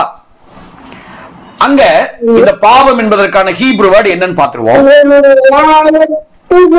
ஓகே, வாசிங்க ஆதியாகமம் நீ நன்மை செய்தால் நீ நன்மை செய்தால் மேன்மை இல்லையோ, நீ நன்மை செய்யாது இருந்தால் பாவம் வாசல்களில் படுத்திருக்கும், அவன் ஆசை உன்னை பற்றி இருக்கும், நீ அவனை ஆண்டு கொள்வாய் என்றார். சோ நீ நன்மை செய்யலனா பாவம் வாசற்படியில படுத்திருக்கும். ஓகே, இந்த பாவம் அப்படிங்கிற வார்த்தைக்கு ஹீப்ரூல ஹட்டா அப்படின்னு போட்டிருக்கு. ஓகேங்களா, ஹட்டா, HATA, ஹட்டா. இந்த ஹட்டா அப்படிங்கிற வார்த்தைக்கு ஹீப்ரூல 3 எழுத்துக்களை பயன்படுத்துவாங்க. Heath, death, ஆலேஃப். ஹெத் 8வது எழுத்து, டெத்து 9வது எழுத்து, ஆலேஃப் 1வது எழுத்து. Heath, death, ஆலேஃப். ஓகே, இந்த ஹீப்ரூவை பொறுத்த வரைக்கும் என்னன்னா நமக்கு தெரியும், இது வந்து சித்திரை எழுத்து பாருங்க, பிக்டோரியல் லாங்குவேஜ். கடவுள் என்ன சொல்ல விரும்புறாரோ அதை வந்து பட வடிவத்தில் உங்களுக்கு சொல்லிக் கொடுப்பார். அன்னைக்கு அப்படிதான் உங்களுக்கு சொல்லிக் கொடுத்தார், பட வடிவத்தில் இருக்கும் எல்லாம் அவர் சொல்ல விரும்புகிற காரியம். இப்ப பாவம்னா என்ன? இந்த ஹட்டாங்கிற வார்த்தையை பார்க்கும்போது ஹெத்துனா மதில், சுவர். டெத் அப்படின்னா பாம்பு, அதாவது சர்ப்பம். ஆலேஃப் அப்படின்னா பெலன். அப்போ இந்த ஹீப்ரு வேர்டு என்ன சொல்லுது? பாவத்துக்கான அந்த ஹீப்ரு வேர்டு நமக்கு சொல்லி கொடுக்கிற விஷயம் என்ன? பொதுவாக அதுக்கு வந்து மிஸ் த மார்க், அதாவது குறி தவறுவது அப்படின்னு சிம்பிளா சொல்லிடுவாங்க. அது உண்மைதான். குறி தவறுவது என்ன? குறி உறவுல இருக்கணுங்கிறதா ஆண்டவர் வந்து மனுஷனை படைச்ச நோக்கம். அந்த நோக்கத்தை தவறுதான் பாவம். பட் இப்ப வந்து இந்த ஹட்டா அப்படிங்கிற வார்த்தையினுடைய அது அப்படியே அந்த எழுத்துக்கள் அப்படியே அந்த பிக்சர்ல இருந்து பார்த்தா அது என்ன? சர்ப்பமே மதிலாகவும் பெலனாகவும் மாறுகிறான். அதான் பாவம். ஓகே, இதுவரைக்கும் கடவுள் தான் இந்த மனுஷனுக்கு மதிலா இருந்தார். அவர் தான் இவனுக்கு பெலன். அவரோட உறவுல இருந்து அவன் வந்து பலன் அடைஞ்சு அவரே அவனுக்கு மதிலா இருந்து அவருடைய அந்த பாதுகாப்புக்குள்ள அவருடைய அரவணைப்புக்குள்ள இருந்த இவன் இப்ப என்ன ஆயிடுச்சுன்னா இந்த தப்பான கண்ணாடியை போட்டு இவனே வெளியே வந்துட்டான். அதாவது ஆண்டவர் சமூகத்துல அங்கேயே சந்நிதிக்கு விலகினது அவன், இவர் விலக்கலங்க. கர்த்தருடைய சந்நிதியை விட்டு அவன் தான் விலகினான்னு போட்டிருக்கு. இவர் அவனை தள்ளல. ஆதாம வந்து அங்க போட்டிருக்கோம், பாடின் குடிச்சா நேரத்தில் அவர்கள் நாங்கள் கர்த்தருடைய சந்நிதிக்கு விலகி, இவன் தான் விலகிறான். சோ இந்த தப்பான கண்ணாடியை போட்டு அவன் விலகி வந்த உடனே இப்ப என்ன ஆகுது? இவன் பாவத்துக்கு மேல பாவத்தை செய்ய செய்ய சர்ப்பமே, அதாவது சாத்தானே இவனுக்கு பலனாக மதிலாக மாறி ஒரு ஏதோ ஒரு பாதுகாப்பு கொடுக்கிற மாதிரி தெரியும். ஆனா எங்கேயாவது கொண்டு போய் தள்ளி விட்டுருவான். அவனதான்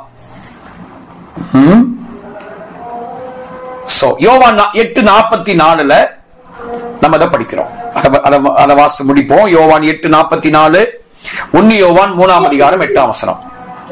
நீங்கள் உங்கள் பிதாவாகிய பிசாசானவனால் உண்டானவர்கள், உங்கள் பிதாவுடைய இச்சையின்படி செய்ய மனதா இருக்கிறீர்கள்.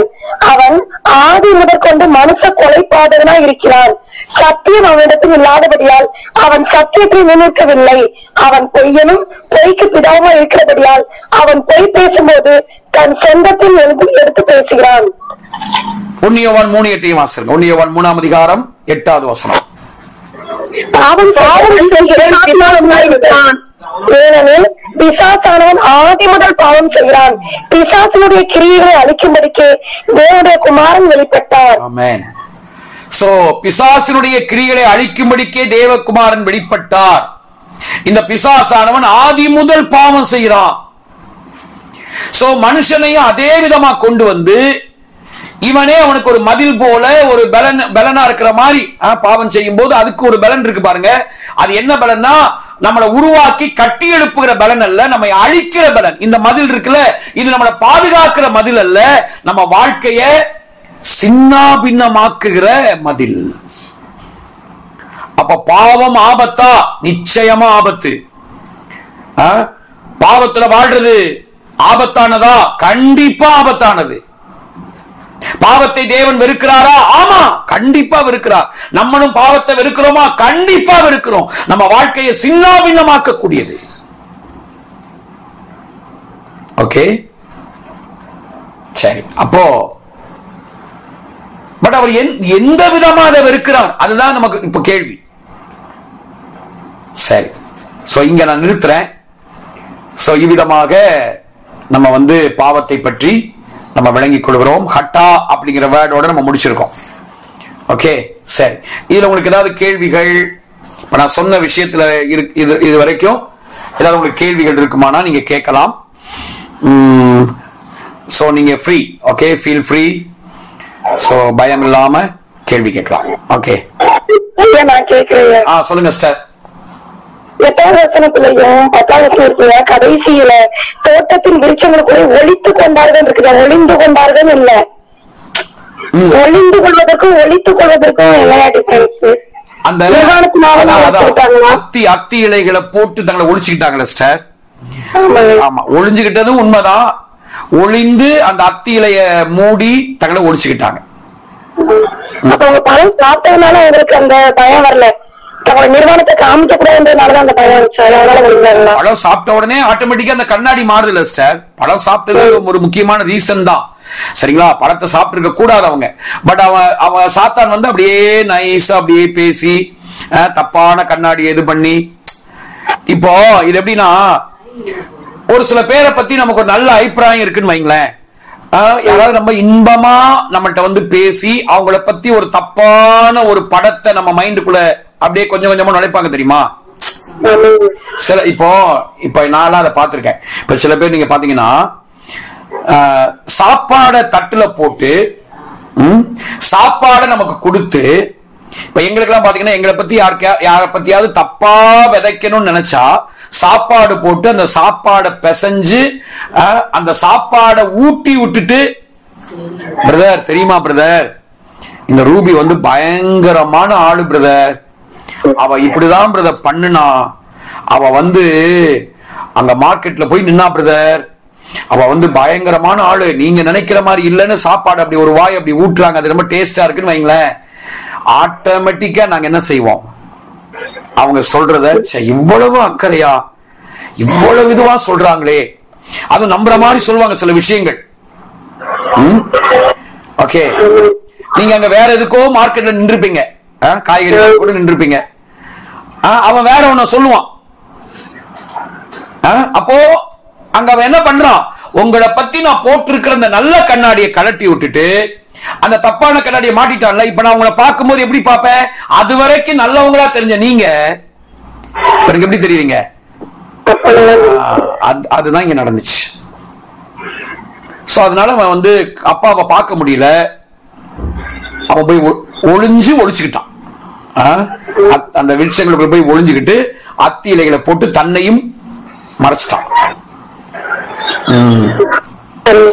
ஓகே,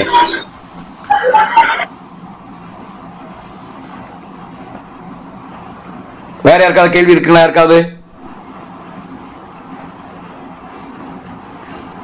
என்னமா கேள்வி இல்ல கேளுங்கம்மா. இப்ப கேட்டதுல இருந்து உங்களுக்கு ஏதாவது கேள்வி இருந்துச்சுன்னா நீங்க கேட்டு கிளியர் பண்ணிக்கலாம். பிரசங்கத்தை கவனிச்சீங்கல்ல? கரெக்டா சொல்லிட்டீங்களே. நீங்கதான் பாவனா என்ன, அந்த பாவம் எப்படியா முதலாவது அந்த பாவத்தை எப்படி எடுக்கணும்னு சொன்னீங்க. கண்ணாடி இயேசுப்பா போட்ட கண்ணாடியை காட்டியும் நீங்க அந்த அவர் பரிசுத்த கண்ணாடியை நம்மளுக்கு கொடுத்தாரு. ஆனா பிசாசானவனோ என்ன பண்றான், அவளை தந்திரமா பேசி அதுல நீ இந்த ஜீவ விருட்சத்தை சாப்பிட்டா நன்மை தீமை அறியத்தக்க விருட்சத்தை சாப்பிட்டா அவரை போல மாறிக்கொண்டு தப்பான சொல்லி அவர் கண்ணாடி கொடுக்கவும் அவரை எல்லா காரியத்திலயும் அவர் வார்த்தையிலயும் எல்லாம் தப்பா இருக்குது. அதை பார்த்து அவன் என்ன பண்றான், அவனே பயந்து, அப்போ அவனுக்குதான் நான் வந்திருந்தேப்பா நிர்வாணியா இருக்கிறது, அவனே ஒரு இலையை தைச்சு பாவத்தை அவனே போட்டுக்கிறான். அதுக்கு முன்னாடி பார்க்க வேண்டியதை பார்த்தவன் இப்ப பார்க்க கூடாதெல்லாம் பார்க்க ஆரம்பிச்சிட்டான். ஓகே,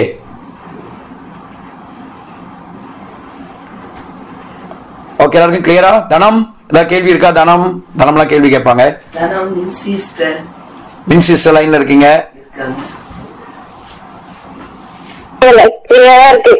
கிளியரா இருக்கா? கிளியரா இருக்குண்ணா, டவுட் ஒண்ணும் இல்ல. டவுட் ஒண்ணும் இல்லையா? புரிஞ்சுச்சா? புரிஞ்சுதுண்ணா. உங்க ஆவி அக்செப்ட் பண்ணுதா? இது மேல் பட்ட யோசிதான் தனம் ஆவி அக்செப்ட் பண்ணுதானே? புரியல. உங்களுடைய ஆவி இந்த கருத்துக்களை ஏற்றுக்கொள்கிறதா, அக்செப்ட் பண்ணுதா? அக்செப்ட் பண்ணுதுண்ணா. ஓகே. இது ஆல்ரெடி நீங்க எல்லாம் கொஞ்சம் இது பண்ணி எடுத்துட்டீங்களா? Okay okay. இவ நம்ம ஆண்டவர் அப்பா பார்க்க ஆரம்பிச்சிட்டோம் இல்லைன்னா, அதனால அப்பாவை வெறும் கடவுளா மட்டும் பாக்குறவங்களுக்கு கண்டிப்பா ஆவியில இது அக்செப்ட் ஆகாது.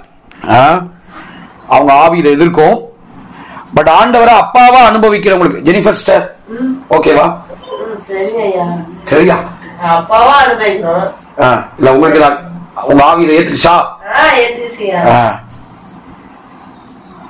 அப்பா அம்மா எனக்கு இதுல ஒரு சம்பவம் ஞாபகம் வந்துச்சுன்னா, ஓகே. அதாவது இப்ப அப்பாவா அவங்க அனுபவிக்காதாலதான் அவங்களால உள்ளத ஒத்துக்க முடியல. அதுக்கு உதாரணமா நம்ம ஃபேமிலிலே ஒரு இன்சிடென்ட் நடந்திருக்குன்னா, அத நான் நேற்று அக்காட்ட ஷேர் பண்ணிட்டேன் ஒரு 2 நாளைக்கு முன்னாடி. என்னன்னா போவாஸ் ஒரு நமக்கு ஞாபகம் இருக்கும், மாயம்மா வீட்டுல அவன் சும்மா அந்த மேல எகிரி எகிரி எகிரி குதிச்சுக்கிட்டே இருப்பான். அப்ப நம்ம வான் பண்ணுவோம், அந்த ஃபேனை தொடாத, எகிரி குதிச்சேன்னா ஃபேன்ல விரல் பட்டுரும் அப்படின்னு. அப்ப ஒரு நாள் அவன் அப்போ ரொம்ப சின்ன பையன் தானே, அப்ப அதே மாதிரி எகிரி குதிச்சுட்டு அவன் கையில அந்த ஃபேன் படவும் அவன் ஒரு யார்கிட்டையும் அவனால சொல்ல முடியல, எங்க சொன்னா நம்மள அடிச்சிருவாங்களோ நம்மள திட்டிடுவாங்களோன்னு அவன் அந்த பிளட்டோட போர்வையை வச்சு மறைச்சிட்டுல உட்கார்ந்துருந்தான். அப்போ இதுவே அவன்கிட்ட நம்ம ஒரு நல்ல விதமா அவன் அணுகிடலான்னா ஓடி வந்திருப்பான், வெளியில ஓடி வந்திருப்பான், நம்ம கிட்ட அந்த வழிய சொல்லி இருப்பான். அவனை அழ கூட பயந்துகிட்டு அவன் போர்வையை மூடி அப்படியே இல்ல. அதுக்கப்புறம் வெளியில நம்ம கேட்டதுக்கு அப்புறம் அவன் அழ ஆரம்பிச்சான். அது வரைக்கும் அப்படியே அவன் மறைச்சிட்டு இல்ல நான் உட்கார்ந்துருந்தேன். நான் அடிக்கடி அதை நான் யோசிக்கிறேன். ஏன்னா அப்ப நான் அவனுக்கு பயாலஜிக்கல் ஃபாதரா இருந்திருக்கனே ஒழிய ட்ரூ ஃபாதரா இன்னைக்கு நான் இல்ல.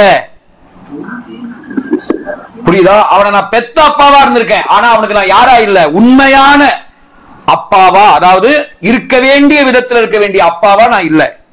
தப்பு பண்ணா அடி இல்லையா, எத்தனை முறை அடி வாங்கியிருக்கான், எத்தனை முறை. சோ அவனை நமக்கு அந்த அன்பா அணுகாதனாலதான் அவன் அதான் ஒருத்தர் சொன்னாரு, பையனை நாய் கடிச்சிச்சுன்னா அவன் பாட்டுல அப்பாட்ட சொல்றதுக்கு பயந்து போர்வையை மூடி படுத்துருவான். ஏன்னா நாய் கடிச்சதை விட இந்த ஆளு கடிக்கிறது பயங்கரமா இருக்குயா அப்படின்னு அந்த ஆள்கிட்ட போய் ஏன் சொல்லணும் அப்படின்னு இவன் போய் படுத்துருவான். அப்புறம் இன்னொரு 10 நாளைக்கு அப்புறம் தான் அப்புறம் அது இதாகி அது வெளியே தெரியும். இதுதான் நடந்துச்சு. அதனால இப்ப நான் அடிக்கடி அதை நான் யோசிச்சு பார்ப்பேன். நான் இதுதான் ஏரியாலையும் நடந்திருக்கு அப்படின்னு. எல்லாரும் வீட்டுலதான் இருக்கிறோம், எல்லாரும் இருக்கோம்.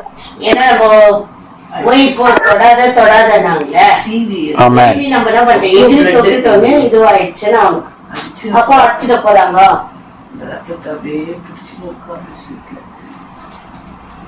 ஓகே. தனம் லைன்ல இருக்கீங்களா? இன்னைக்கு அண்ணி ஒரு விஷயத்த ஷேர் பண்ணாங்க, அதை நான் சொல்லவா? அதாவது நோபல் ஏன் அவன் அந்த சின்ன பையனா இருக்கும்போது அவன் ஏன் அதை இன்னைக்கு அதிகாலையில ஆண்டவர் இடைப்பட்டாராம். ஏன் அவன் ஓடி போனா, பீச்ல போய் செத்து போயிருவோம் அப்படின்னு ஏன் ஓடி போனான்னா, அன்னைக்கு ஆக்சுவலா ஹாலிடே, அவனுக்கு ஸ்டடி ஹாலிடே. இவன் என்ன பண்ணிருக்கா, மேல ஜபத்துக்கு போறதுக்கு முன்னாடி இங்க கீழே உட்காந்து மிரட்டிருக்கா. டேய், நான் ஒரே ஒரு முறை அவன் என்ன பண்ண, வந்த புதுசுல சீப்பை திருப்பி வச்சு எதுலயோ மார்க் கம்மியா வாங்கிட்டான்னு சொல்லி அவனை சீப்ப அந்த பக்கமா திருப்பி வச்சு அவனை அடின்னு அடிச்சு அவன் பயங்கரமா துடிச்சிட்டான் அந்த விரல்ல. சோ அவனுக்கு நல்லா அதான் மார்க் நல்லா வாங்கினான். நான் அவனை நல்லா அதுக்கப்புறம் அரவணைப்பேன், அவனுக்கு நான் குளிச்செல்லாம் விட்டுருக்கேன், அவனை அரவணைப்பேன் எல்லாம் பண்ணுவேன். அதுக்கப்புறம் எனக்கே கொஞ்ச நாளைக்கு அப்புறம் அவனால அப்படி அதிகமா அடிக்க கூடாது, அடிக்கிறது வேண்டாம் அப்படிங்கிற மாதிரி ஒரு இதெல்லாம் வந்துச்சு. ஆக்சுவலா அவங்க வந்ததே அவங்க அம்மா அப்பாட்ட கிடைக்காத ஒரு அன்பு இங்க லீவ்ல வரும்போது நம்ம அவனுக்கு காட்டினதுதான் அவன் மயங்கி இங்க வந்தான் ஆக்சுவலா. பட் நம்ம அவனை அடிக்க ஆரம்பிச்சோம் பாருங்க. அப்புறம் இதை வச்சு அவன் மிரட்டிட்டான். டேய், ஒழுங்கா நீ மார்க் கம்மியா ஃபர்ஸ்ட் ரேங்க் வாங்கலனா அதே மாதிரி சீப்ப திருப்பி வச்சு உன்ன உங்க பெரியப்பா அடிச்சிருவாரு. ஒழுங்கா படிடா அப்படின்ட்டு மேல போனவனதான் அந்த பயம், அந்த பய உணர்வே என்னாச்சு, அவனை எதுக்கியா வாழணுங்கிற அளவுக்கு அவனை வந்து கொண்டு போயிடுச்சு. இன்னைக்கு ஆண்டவர் அவங்களுக்கு உணர்த்தினாராம். நல்ல வேலை கத்தர் காத்தார். அவன்கிட்ட பேசினாங்களா? பேசணும், பேச வைக்கணும். ஏன்னா ஞாபகம் வந்திருக்கிறதுனால அதை பேசி அதை மன்னிப்படுத்து, அவனை ஹக் பண்ணி, அவனை வந்து கட்டி அணைச்சு, அவனுக்கு முத்தம் கொடுத்து, அவனை வந்து அந்த பகுதியில் நம்ம ஹீல் பண்ண வேண்டியது நம்ம கடமை. அதை நம்ம செய்யணும். அந்த காயம்லாம் உள்ள இருக்கும்ல, அந்த ஹர்ட்ஸ் எல்லாம் உள்ள இருக்கும், ஸ்டோரேஜ் ஆயிருக்கும் உள்ள.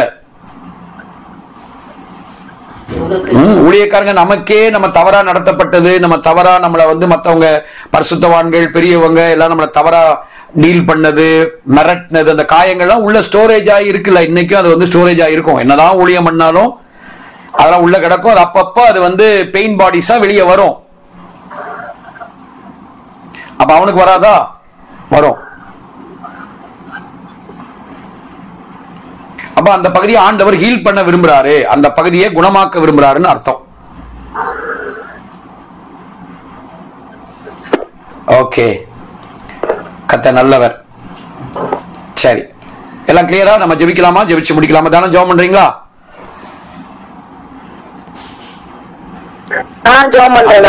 அப்பாவும் அம்மாவும் அரவணைக்கு அந்த அடி அந்த லைன் வருதுல, அந்த அடியை மட்டும் பாடி அப்படியே ஜெபம் பண்ணிருங்க.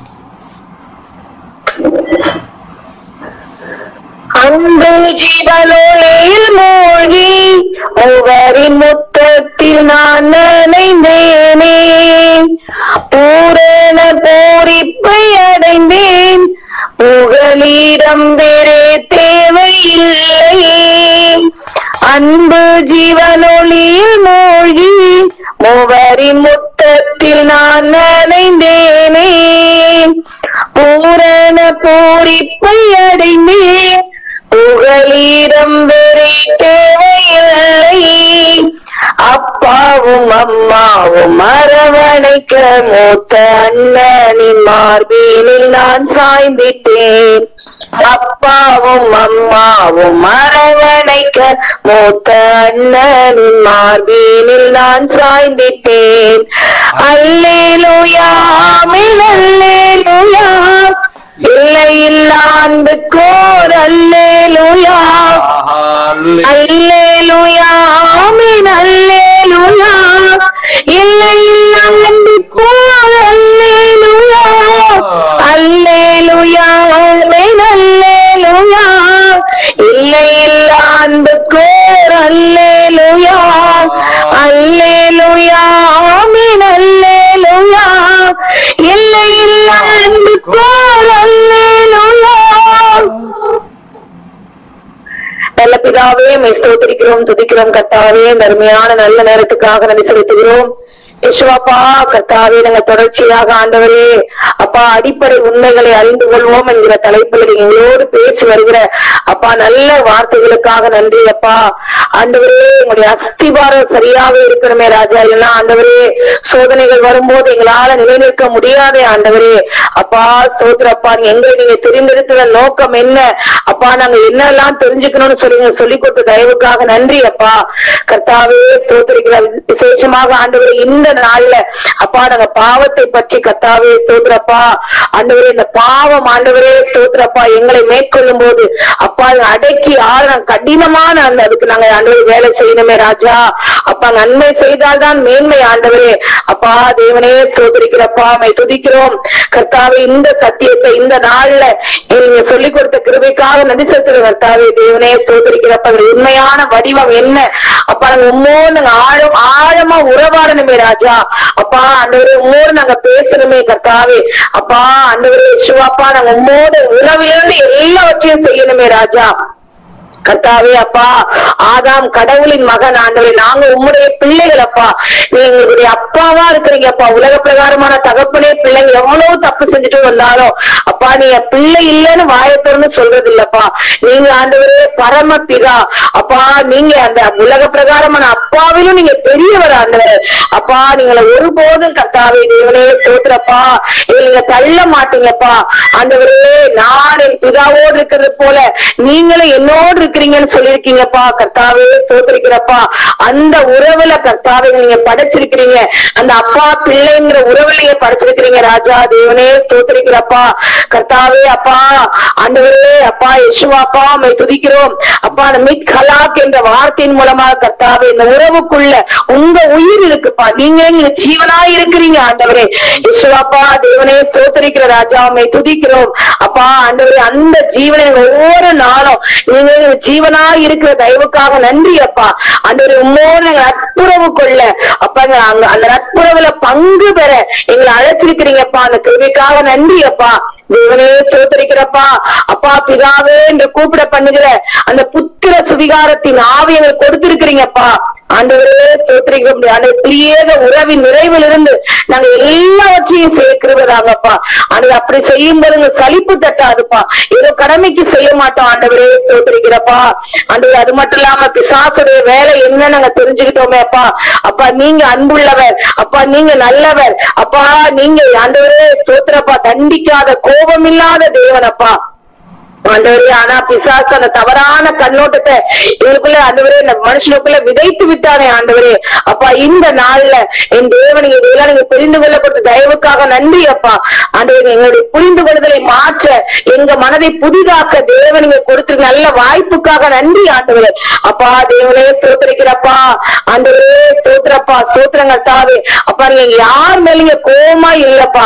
அந்த உலக பிரகாரமான அப்பாவுக்கே ஒரு பிள்ளை மேல அப்போ ஒரு 10 நிமிஷம் கூட கோவம் நீடிக்கிறது இல்லப்பா. உடனே சரியாயிடுறாங்கப்பா. நீங்க எப்படி ஆண்டவரே காலம் முழுக்க கோவமா இருப்பீங்க ஆண்டவரே. இவ்வளவு உணர்வுகளுக்கு இல்லாம இவ்வளவு நாட்கள் அங்க இருந்திருக்கிறோமே ஆண்டவரே. இந்த நாள்ல என் தேவன் சொல்லிக் கொடுத்த தயவுக்காக நன்றி அப்பா. நீங்க நினைச்சா புது ஆதாம் ஏவாள் நீங்க உருவாக்க முடியும் ஆண்டவரே. ஆனா நீங்க அதை செய்யலப்பா ஆண்டவரே ஸ்தோத்திரப்பா. அந்த தவறு நிலையை தூக்கி விடுகிற தேவன் அப்பா. விழுகிற யாவரையும் தாங்குகிற தேவன். தாங்குகிற நல்ல அப்பா. மடங்கடிக்கப்பட்ட யாவரையும் தூக்கி விடுகிற தேவன். நீங்க கைதூக்கி எடுக்கிறவர் ஆண்டவரே அப்பா. ஆண்டவரே ஸ்தோத்திரிக்கிறப்பா. கர்த்தாவே நீங்க எங்களை கைதூக்கி எடுத்து வெளியே கொண்டு வந்து எங்களை உயர்த்துகிற நல்ல அப்பா எங்களுக்கு இருக்கிறீங்க ஆண்டவரே அப்பா. ஆண்டவரே பாவம் ஆண்டவரே ஸ்தோத்திரப்பா வரும்போது அப்பா அது சர்ப்பமே மதிலா பலனா இருக்கிறது போல தெரியும். ஆனா அது பாதுகாப்பான மதில் இல்லப்பா ஆண்டவரே ஸ்தோத்திரப்பா. இப்படிப்பட்ட பாவத்தின் கிரியைகளை இப்படிப்பட்ட பிசாசின் கிரியைகளை அழிக்கவே தேவகுமாரன் நீங்க வெளிப்பட்டீங்கப்பா ஆண்டவரே. அந்த தேவகுமார் எங்களுக்கு அப்பாவா இருக்கிறீங்க. எங்களுக்கு அம்மாவா மூத்த அண்ணனா அப்பா. நல்ல பிதாவாகி அப்பாவா பரிசுத்த ஆவியான நல்ல அம்மாவா ஆண்டவரே யேசுவா மூத்த அண்ணனா இருக்கிறீங்கப்பா. இப்ப நல்ல உறவுக்குள்ள எங்களையும் நீங்க ஆண்டவரை உயிர்ப்பித்து இருக்கிற தயவுக்காக நன்றி அப்பா. ஆண்டவரே நம்மை துதிக்கிறோம் ஸ்தோத்திரிக்கிறோம். அந்த உலகத்துல ஆண்டவரே எங்களுக்கு ஒரு நல்ல ஒரு தைரியத்தை ஆண்டவரே ஒரு கம்பீரத்தை ஆண்டவரே ஸ்தோத்திரப்பா நீங்க கொடுத்திருக்கிற தயவுக்காக நன்றிப்பா ஆண்டவர். இப்படிப்பட்ட நல்ல ஒரு அப்பா இருக்கும்போது நாங்க எதை குறித்தும் கவலைப்பட தேவையில்லைப்பா. நாங்க எதை குறித்து நாங்க விரக்தி அடைய தேவையில்லை ஆண்டவரே. எல்லாவற்றையும் நீங்க பார்த்துக் கொள்கிற நல்ல அப்பா இருக்கிற தயவுக்காக நன்றி அப்பா ஆண்டவரே ஸ்தோத்திரிக்கிற ராஜா. பேச அண்ணனை கூட விசேஷமா நீங்க பொறுப்பிடுங்க. இன்னும் அதிகமா இருக்கு நீங்க பயன்படுத்துங்கப்பா. வந்த யாவருக்கும் அப்பா தேவன் நீங்க நல்ல ஒரு உறவின் தேவனா இருக்கிற தயவுக்காக நன்றிப்பா. அந்த உறவுக்குள்ளேயே நாங்க ஒவ்வொரு நொடியும் பயணிக்க என் தேவன் நீங்க கிருபதாங்க இறக்கம் செய்யுங்கப்பா. அந்நிய சத்தங்களுக்கு ஒருபோதும் செவி கொடுக்க கூடாதுப்பா ஆண்டவரே. நீங்களே பொறுப்பிடுங்க, பலப்படுத்துங்க, பாதுகாத்துக் கொள்ளுங்க. விஸ்வாம ஜெயிக்கிறான் நல்ல பிதாவே. ஆமென் ஆமென். தேங்க்யூ தேங்க்யூ தனம். தேங்க்யூ. ஷலோம். பிரைஸ் லார்ட் எல்லாருக்கும். நாளைக்கு நம்ம மீட் பண்ணுவோம். கர்த்தர் நம்மை ஆசீர்வதிப்பார். ஆமென் ஆமென். நோய்கள் பாவங்கள் பலவீனங்கள் துக்கங்கள் பாடுகள் சுமந்து தீர்த்தீர். நோய்கள் பாவங்கள் பலவீனங்கள் துக்கங்கள் பாடுகள் சுமந்து தீர்த்தீர். நன்றி ஐயா ஏசையா. நன்றி ஐயா.